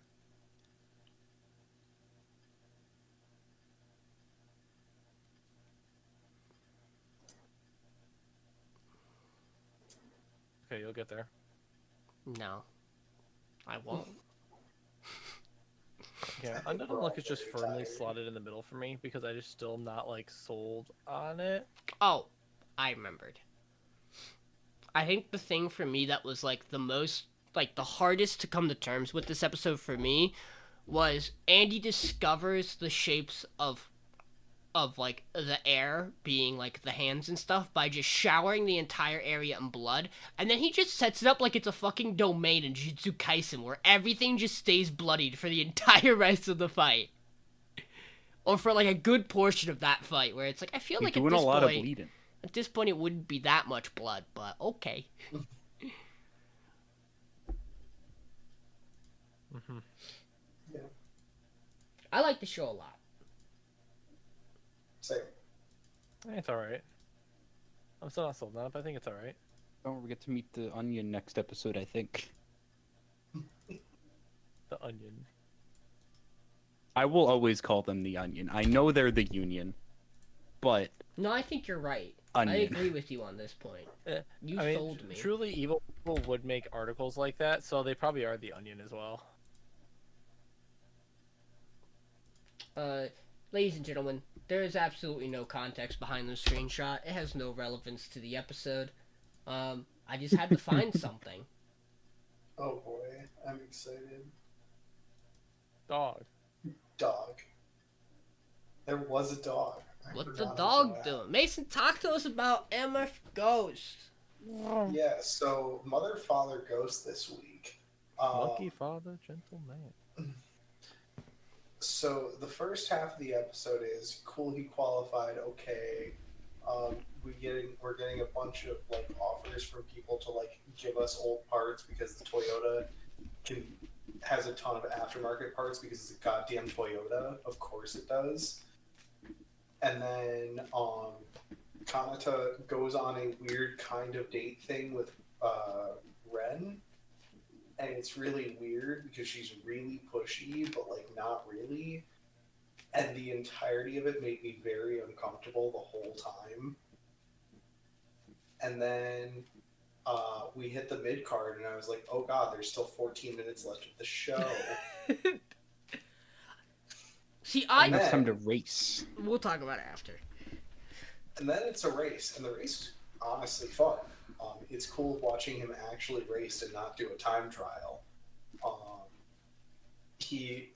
We get some dumb bullshit about cars that definitely isn't real, where they're like, yeah, no, some drivers can sense the temperature of their wheels, and like Michael Beckenbauer is like the only person that can actually do this, but like it makes his car go super fast. Immediate No next way we see the scene. main character do that. Immediate next then scene. My left back tire could use some heat. Yeah. Then does some stupid bullshit, and a guy goes, "What the fuck? What the fuck was that bullshit right there?" And he Are goes, you okay? "Don't worry, I'm gaming now." Yes. And then that's basically the episode. Like, not much happens this episode.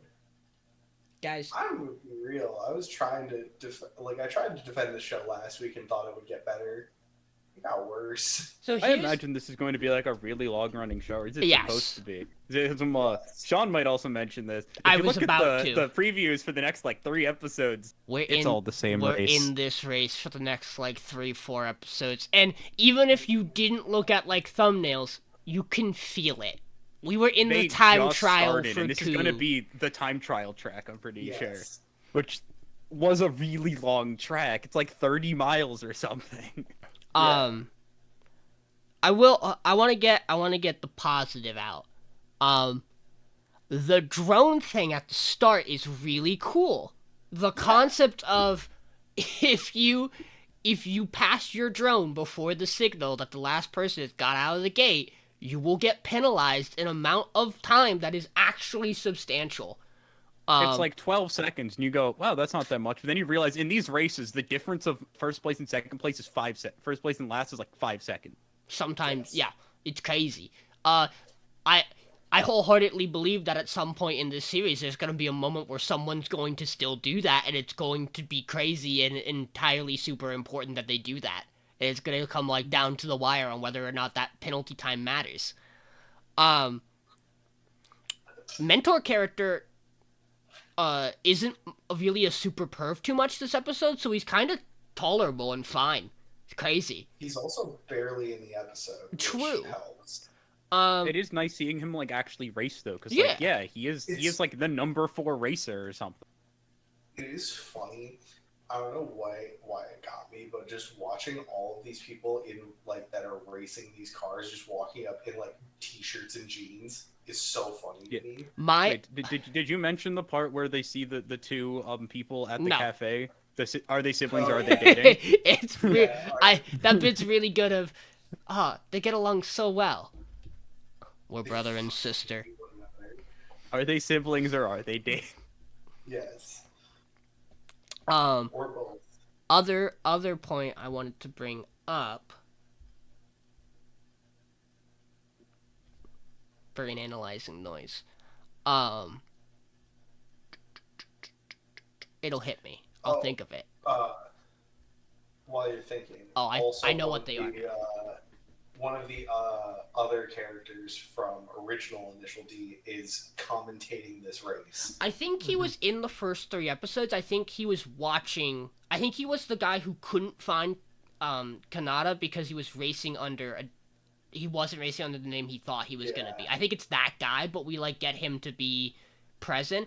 Also, shout out to the show for having a guy who is like the textbook guy, the guy who spouts random jargon at you so that he sounds cool. And then you get the part where he spouts some random jargon and the guy next to him goes, "That's actually wrong." And he goes, "Well, shit." Which is always good.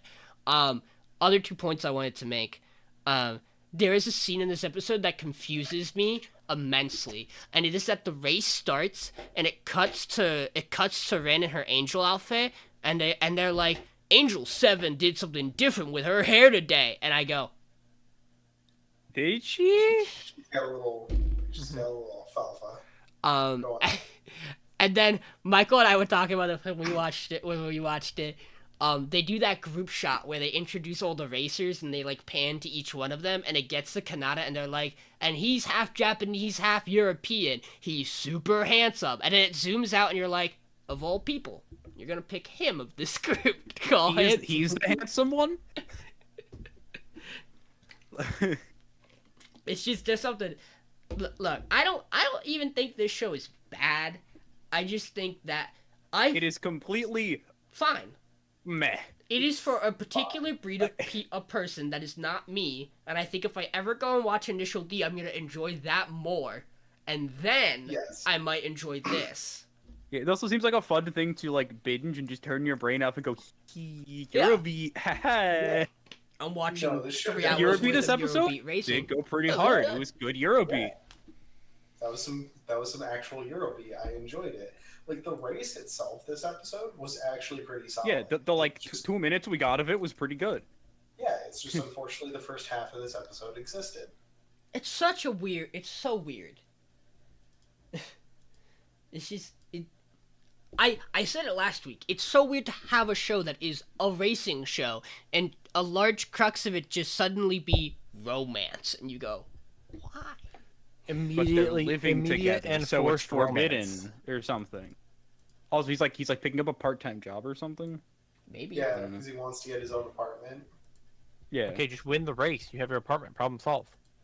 We do get a really nice bit, which is him talking to the guy who owns the car, and it's like, hey, we're keeping the money, the earnings split for like winning races because I can't race without your car. And he's like, yeah, but my car's shit, and you might like die. And he goes, You're yeah, not. but if I wreck the car, I don't race.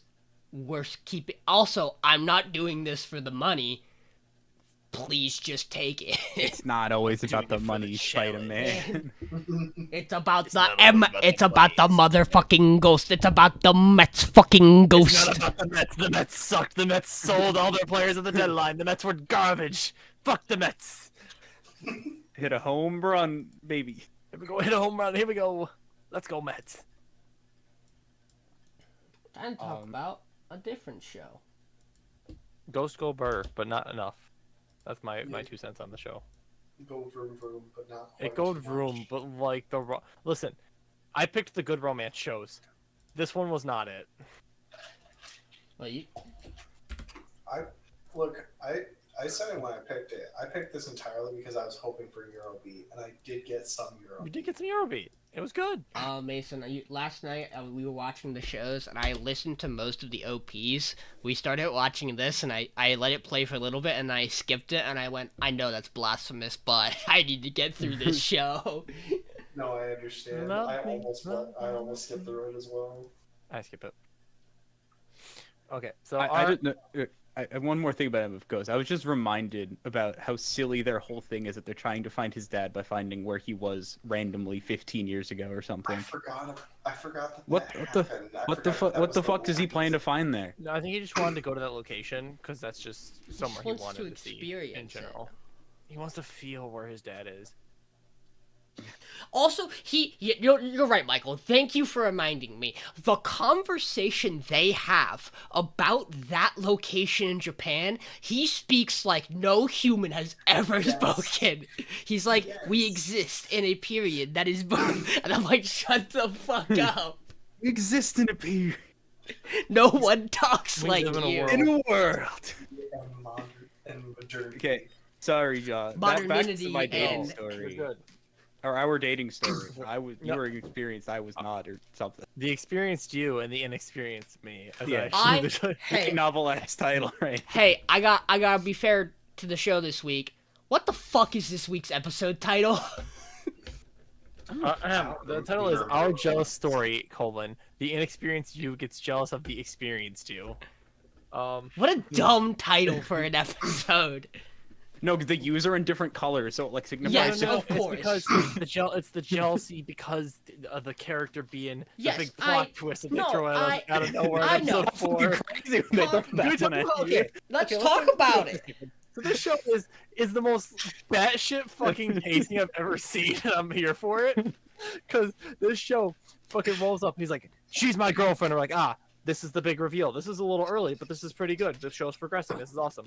And he stands up and makes a big thing, and they go, "No," and then she goes, "Yes," and they go, "Okay, whatever." And then they just immediately go, "Oh, so the rumors have to be false." That's why it's fucking ridiculous. It's so funny. If she's dating him, there's no way he's loaded, so like they're probably not true. And he's definitely not getting laid, so that also can't be true. And so Maria just bolts out of the room, and he's like, "Wait, we got to talk about this."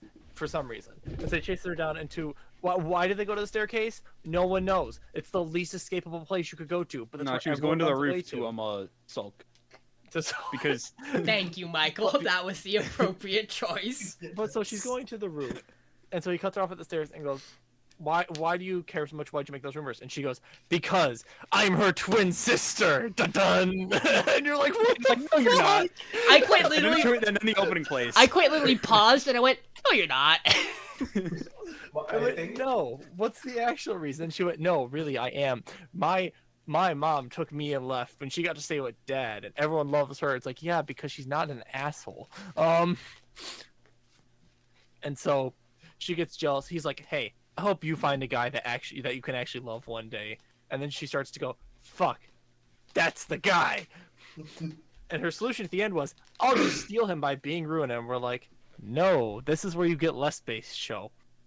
However, before that point, the show proceeds to go on like a little date. He's like, "Listen, guys, I want to kiss her, but that's too fast. So what about holding her hand?" And their friends go, "We fucking hate you, dude. Stop talking about this." "Okay, but seriously, we're your friends, so we're gonna help you figure this out." Which is, again, incredibly based of a show to do, because usually it's just the friends going, "Oh, fuck you. You get the attention. We hate you," and then it cuts. John, can yeah. I talk about this next part? Because it Yeah, infuriates me. Which one? Him The and his friends come up with maybe the biggest brain dumbest idea plan. I've ever heard, which is they will go to a park go to a boat ride, and while she's getting into the boat, he She'll won't trip. get in the boat first. She will trip on a small plank that is risen up from the pier, That and we he know is there. will catch her. And I just want you to, viewers, I want you to understand, this is the plan. Surely this can happen. And I want you to understand, catching someone by their hand is not a good idea. Besides that, But the fact that the show executes this is fucking insane. They go to the park. She gives him a bento. He's thinking about this hand-holding thing the whole time. They go on the boat ride. There is the plank next to the boat they get chosen to go on. She does trip and then just lands in the boat like a normal human being because it's a tiny like raised plank and she doesn't completely eat shit. He's like, wow, fuck. What's plan B? I can hold her hand getting out. She gets out first. Fuck. What do we do now? And so knowing that, she's like, how about a different boat? And then he holds her hand going in. They're like, good. We both thought the same thing. That's good. And then she kisses him. And it's pretty cute. Because they both just want to get closer to each other. And then they get out of the boat, and he's holding her hand. He's like, okay, time to let go. And she goes, no. Oh, I forgot. I should have made the screenshot something different this week. I should have made it her going, it's a good thing we didn't fuck, or else we wouldn't be here right now, which might be one of the most base lines of all of anime. Or if we had sex, none of this would be embarrassing. Yeah. It would be so much be so much easier for us to hold hands and kiss if we had just fucked. Can you just stop calling me Shirakawa-san and just call me Runa, bitch? Like, And then his brain breaks. like all high school boys who've never had a girlfriend in Japan.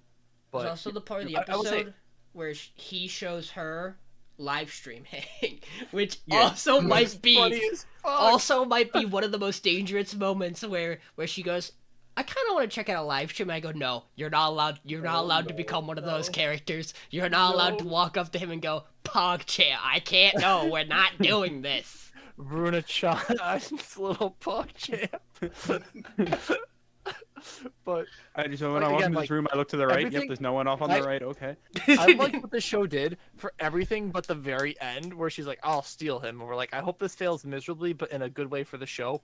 Because to this point, the show keeps doing like generic rom-com trope, kind of based moment. Generic rom-com trope, kind of based moment. Generic rom-com trope, kind of based moment. Please don't fuck this up, show. Because you keep doing this cliffhanger thing that's setting it up for like a generic rom-com trope that's going to go horrendously bad, and then it doesn't. And I'm like, Well, that was pleasantly surprising, actually. I said it while watching it. My biggest fear is that we are going into the I dressed up as my twin sister and horrible things ensue. That's what the show does. You're like, you're not ready for it because But- I don't know what it's gonna do. But at this point. I imagine the show will do it, and the response will be the two of them going, wow, you kind of suck for doing that. That was horrible. Do you understand how that hurt us? We're fine now because we talked it out. Do you want to talk? And she goes and, like, flies Cries in a away corner to or something. America because she can't handle how incredibly base these two individuals are. She gets her mom divorced for the third time. Mason, I want you to understand, by the way, I found the perfect descriptor for these two characters in their relationship. They are a Danganronpa couple if nothing ever went wrong. If no one got murdered. Because every Danganronpa couple is this, and then horrible things ensue. You're not wrong. It's like, you two are perfect. This is the ideal world. It's so great. You love and respect each other and their flaws ideally. What's over there? And it's just Junko. What's over there? A knife! No! We also did miss a really good moment for this episode, What, Michael? What is which it? is the after he gets off the first boat, there is like a 2-minute thing between the two boats where he's Yes. like sulking about he wasn't able to do the hand holding thing, and she notices it and she goes, "Fuck, I know that face. That's the I'm about to break up with you face." And she goes, "Come out with it. Just say it." And he goes, "Say what?" And she goes, "You're gonna break up." And he goes, "No." Never. It's such a good moment that she has this It like is. panic attack. It's so fucking good. He's like, "No, 'Cause everyone I has absolutely those was looks not that you the don't thing. I realize can't tell you what I was. subconsciously. I can't tell you why I'm thinking about something or what it is, but it is not breaking up with you, and it was really good." And then they get on the second boat, and then it's really cute. Which at first I was like, oh, they're gonna do the boat bit again, and then my brain was I like, thought they were gonna fall out of the boat. and then, so did I. She fucking stands up in the middle of it. And I'm like, what the hell are you doing? You're in the middle of a lake.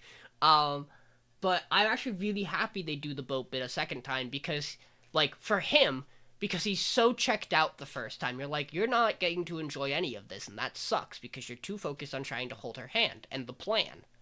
Stop thinking about the plan. The plan's dumb. Also, the second boat has them face each other instead of them being like next to each other paddling along. As they say, we should have been in this boat earlier. It's a much better boat. Boys, the plan is like simple. She will I think these two are fucking adorable. I really like it. This episode is just really good. The more we talk about this, the higher I think I probably should have put this on my list. And I feel Just like I should have swapped it with Villainess for me because I think I enjoyed this episode more. But like, no, Sean, this was the show. I said to see you as well. I know. As I was going through, I think I had this originally at 8 or 9, and as I was playing around shows, I was like, no, this goes up, and it just ended up at 3. Yeah. Because I had a really hard time going, what's going to go in 3? Because I really didn't feel like putting Frieren in there. It didn't feel like it deserved my 3, because it was just like, yeah, Frieren's good, but meh. The more I like watch the show and look at the show, I'm like, man, the show keeps being better than I'm like my mental can handle. Because I'm so ready for. Its first episode wasn't great. Its first episode was built around its first episode was all about the shock of her going, "Now we fuck," and he goes, "Uh-huh." I literally wrote my notes that week. I'm like, this is a show the boys are gonna hate no matter what happens from here on out. And I'm like, no, wait, it's actually kind of based. I think my biggest fear for this show is the twin sister. Yeah. Like, if the show goes downhill, it goes downhill. Her character can really ruin this show, depending on what they choose to do. Yeah, it's like it's like the one my ex. My stepmom's daughter's my ex. Yes, that one. Because that was like a really good start with it was like really good moments when they wasn't like pushing anything. Then all of a sudden at the end, by episode 8, it was just like, nah, she wants to fuck him now. Again, did you guys finish that show? Wild into that show. Absolutely crazy. Stepmom's daughter is my ex. The one where they dated in middle school for like a day. I did finish that. That's a wild end to that show. I don't remember what the end. Because it was like, episode 8 has like such a perfect conclusion to like the dynamic, and then they go, but what if? And they slam the reset button, and then Udo reverse it, and I'm like, what? That's like just on her though. They really hard reverse her. Yeah, but guys, what if we go back to incest? Well, they gotta keep writing the manga. True. Are you guys ready? Someday Rent-A-Girlfriend will progress the plot. For the kingdoms that are in ruin? No one's ready. I'm not ready for whatever crazy ass screenshot you found. Shit. What? No, I mean... I look at the dog and I go, what the fuck show is that? I go, oh yeah, it's a ghost. Where is it? There it I is. do remember looking at the dog and being like, oh my god, it's a dog. Well, it's just kind of there. Kingdom of Ruin. Last time, everybody died. This time, it's time to unravel what that means. So, we begin, I think it's... Look, I know I watched this, a lot happens in this episode, so I don't quite remember the exact order of things, but we get to see Adonis, not be dead, because the soldier who kills him, what's her name? Michael, we looked it up. Anna. She is the blue hair one from the prison. Yes. Her and Dorica are the two who are in the prison in episode 2. 1. It's the second half of episode 1. Yes, the second half of episode 1, where they have episode 1 is like 2 episodes long, which is crazy. As soon as she said her name and I saw her, I was like, I now have to go see if it was her who was in the cell with Dorica. And Anne's just like, we planned this. You are going to live. That was my magic. Death duplication nonsense. I don't remember what the official. Duplication magic, death cancel. Yeah. Yeah. I love. Fucking death I love. cancel, I what love. goofy ass I spell name. love the name of the spells. We love casting spells in this show. Nostalgic memory. At which point she goes, "It is time. It is time for you to go to the motherland." He goes, "I don't understand," and then wraps him up like a mummy in a little ball. And he's just gone. And then she has a moment where she's just like, "We really did this, huh?" Sighs heavily. This is the final solution. Wonder what it means by that. Meanwhile, the military continues to be assholes. An Earman covers his ears to become a Metal Gear Rising Revengeance character. He Based. becomes Slipstream Jonathan. Yeah. I'm surely there will be no repercussions to this action later. We then cut to a bunch of witches. We then cut to Adonis on a table giving birth. I don't know. Weird things are happening. He's making noises and is set up in a way where the show makes it frame like he's giving birth, even though that is absolutely not what's happening. The framing of the shot's wild. Look, they even have like the blanket like over like the knees. Like it's the giving birth shot. We have a bunch of these witches and this really old witch, and they're trying to bring Adonis's conscience back from his transportation. And then when he awakes, he is in wheelchair. We are introduced. What is her name? I forget the elder witch's name. Ophelia. They're such easy names to remember. Ophelia is this old wizened witch who is like, "Hello, welcome to the kingdom of witches." They have an official name for where they are. I don't remember. Which country? And she's just like, It's like Lunameria or something. Yep, it's real dumb. Like that's it right. starts with Luna because we'll find out. Everybody's favorite plot twist. So Adonis wakes up, is in the wheelchair, and they're kind of just pushing him around. And he's staring at all these witches having a good time, and he just kind of blurts out, "So you're gonna let me bring Chloe back, right?" And they're like, "Yeah, Chloe was great." And he's like, "You exiled her," and they go, "Oh, you know that?" And he's like, "She didn't tell me, but I figured it out. I'm not dumb. Witches aren't supposed to train human apprentices, let alone a male human apprentice." And they're just like, "Yeah, we exiled her." And he's like, "Kind of a shit move, huh?" And they're just like, "Meh." "We want her back. Like, she was great." And he's like, "I know."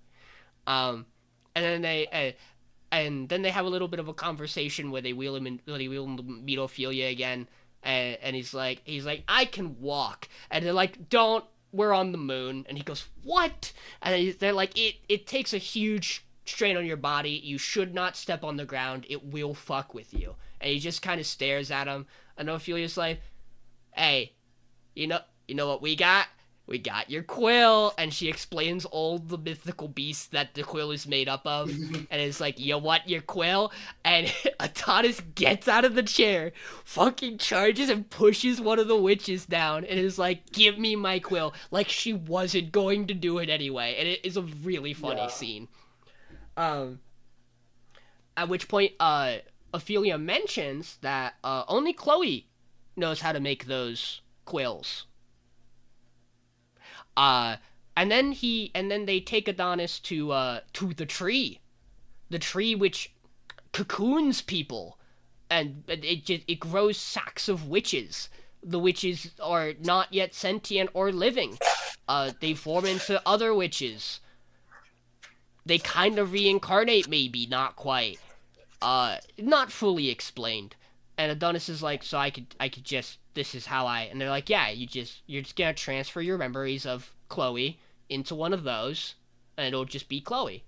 He's like, "Okay, cool." And then they all walk away to prep for the ritual, and Adonis is still by the tree, and Anna comes up and goes, "Hey, you owe me an apology." And he goes, "What?" And she goes, "You killed my friend." And he goes, "And?" My friend died for you. And he goes, "And that's my problem, how?" At which point, Anne gets really mad at him, and then Adonis stands up and goes, "I don't get why you have the right to be mad at me. I'm about to bring Chloe back, and you're gonna use Chloe, because that's what Dorica told me." And I figured out that you don't need to exist on a moon with all this super high-tech gear if you can all just live here anyway. This facility so that you can keep humans prisoners. So that then, once I bring back Chloe, she can provide you with more quills so that you can have an army to fight against the humans because you lack the manpower. And she goes, how the fuck? And he goes, yeah, I'm not dumb. Also, I'm still gonna do it. Like, I'm gonna bring Chloe back. That's the plan. And she's like, but what? And he's like, but if Chloe doesn't like you, you're fucking dead. I'm gonna go scorched earth on this moon. There was also a scene where Ophelia showed him the graves of all the witches, and he didn't really care. He just kind of vibed in his little spacesuit. They then let him walk out like an absolute Giga Chad in some, like, super major academy attire that he crazy. And they start the ritual of glowing circles, and he goes, nostalgic memories, my favorite spell. At which point he channels his memories into the cocoon, and he starts thinking about times with Chloe. And we get a flashback to them. We get a couple of flashbacks to them being on the roof of a building and talking about constellations she's taught him. And he points out a constellation that she named after him, and she doesn't remember any of the stars, and he gives her shit for it. And it's kind of fun, kind of cute. And then we get a flashback to them existing in a house together. And Chloe is showering. And, haha, you expect the typical shonen trope. But no, the wind blows and Adonis gets to see Chloe. And the only thing he can see is all the scars across her body. And he goes, I'm gonna go stand outside. You should shower, but, like, don't forget we are being hunted, but, shower. And Chloe cries and lets him know that she wouldn't be here without him. And modern day Adonis is like, and I can't be here without you. But also, these memories are really important to me. And I wouldn't trade them for anything. And when he finishes casting his spell, Dorica falls out of the tree. Whoopsies. That's the end of the episode. This episode does a lot for Adonis, I think. Like, I'm glad he's a little more complicated than just the worst.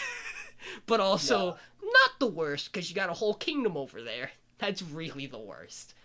But, oh boy, is apparently no character in this show good at all, except for Chloe. Nope. I have a question about this episode. Sure. I do really enjoy it.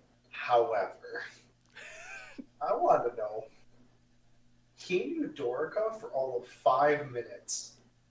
How is this going to work? So Isn't that the question, Mason? to me, the question is, did he do it on purpose, or is it like a problem, or is there some kind of problem? Is it like he subconsciously has guilt for her death?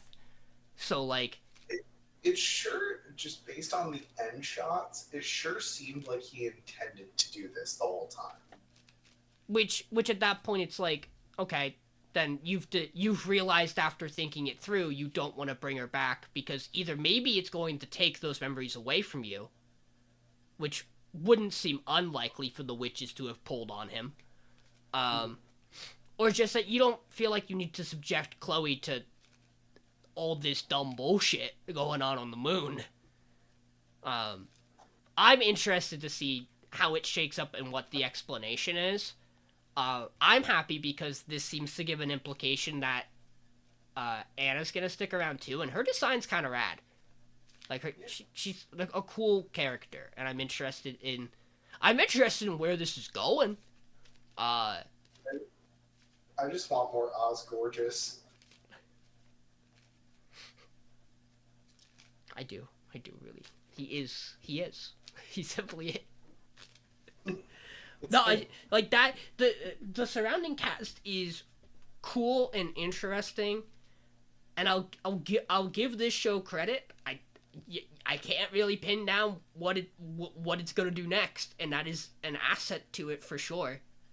In a way that, like, it's at least keeping me engaged. Like, I'm not like, wow, this is so out there, I don't care.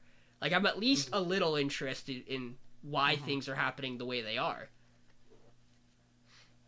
It's kind of where I'm at on it too, where it's like I'm ready to like drop it, but then like it keeps pulling me back in, where it's like, but it's Dorica from the tree, and you're like, man, why the fuck that Dorica?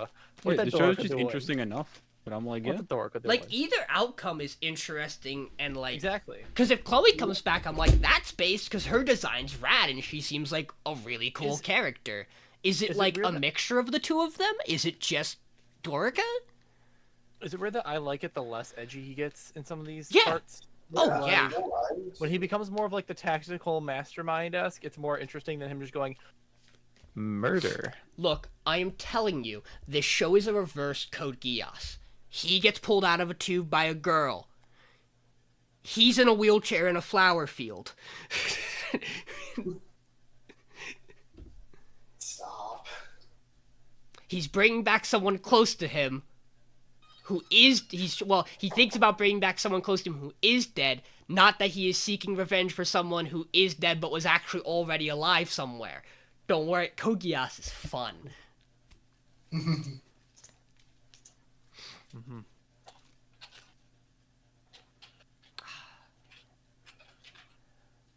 I just, man, and nothing stands out in this episode is like looking bad, which is another asset to it. Like probably because it's not in like a big cityscape, it's like the moon and like a facility.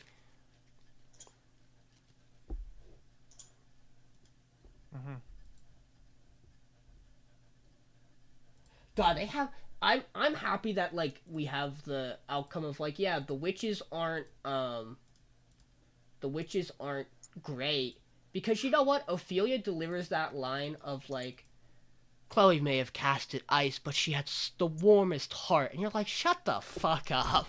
That's the cheesiest shit anyone said in this show yet. Shut your ass up.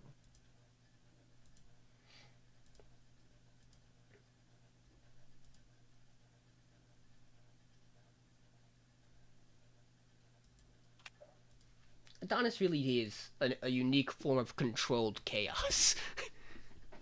Chaos. Chaos. Control. I'm here to kill chaos and all of mankind.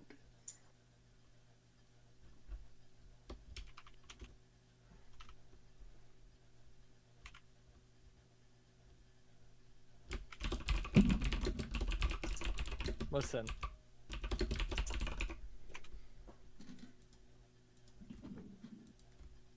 Look, guys, some votes are more complicated than others. They take lots of time to execute and think about. Yeah, and this is not one of them. What? Michael. I mean, I could just put like 8 slays on. That would be kind of funny. Oh, the Dylan strategy? It would be I funny could until do the one of Dylan strategy where us... just everything but my number 1 and 2 just can die. It would be funny until one of us makes an oopsie. Oopsie whoopsie, per se. God, it's only 1:30. Crazy. It was only a 2-hour Only. podcast. It's only 1:30, and I've been up since 7.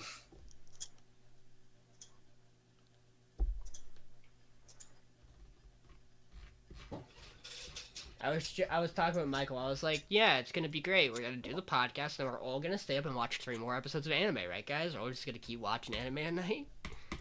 Definitely. No. I might watch was some, about- but we'll see.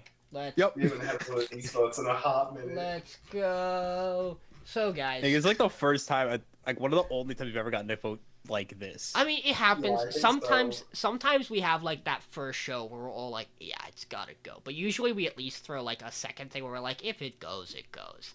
But yeah, but no spoilers yet, guys. This week, or voting names are Daughter Nest, something something MF Ghost, or surprisingly based dating story, M missing, F from the podcast Ghost. No shows with no slays. Frieren, Apothecary, Daughter Nest, Overtake, Shy, Villainess, SLF, Undead Unluck, a dating story, a Kingdom of Ruin. You might notice that was 10 shows.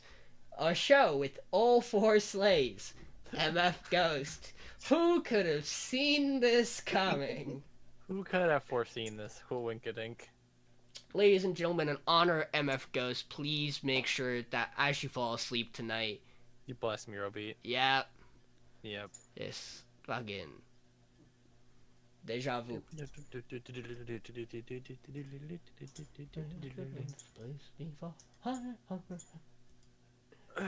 Okay.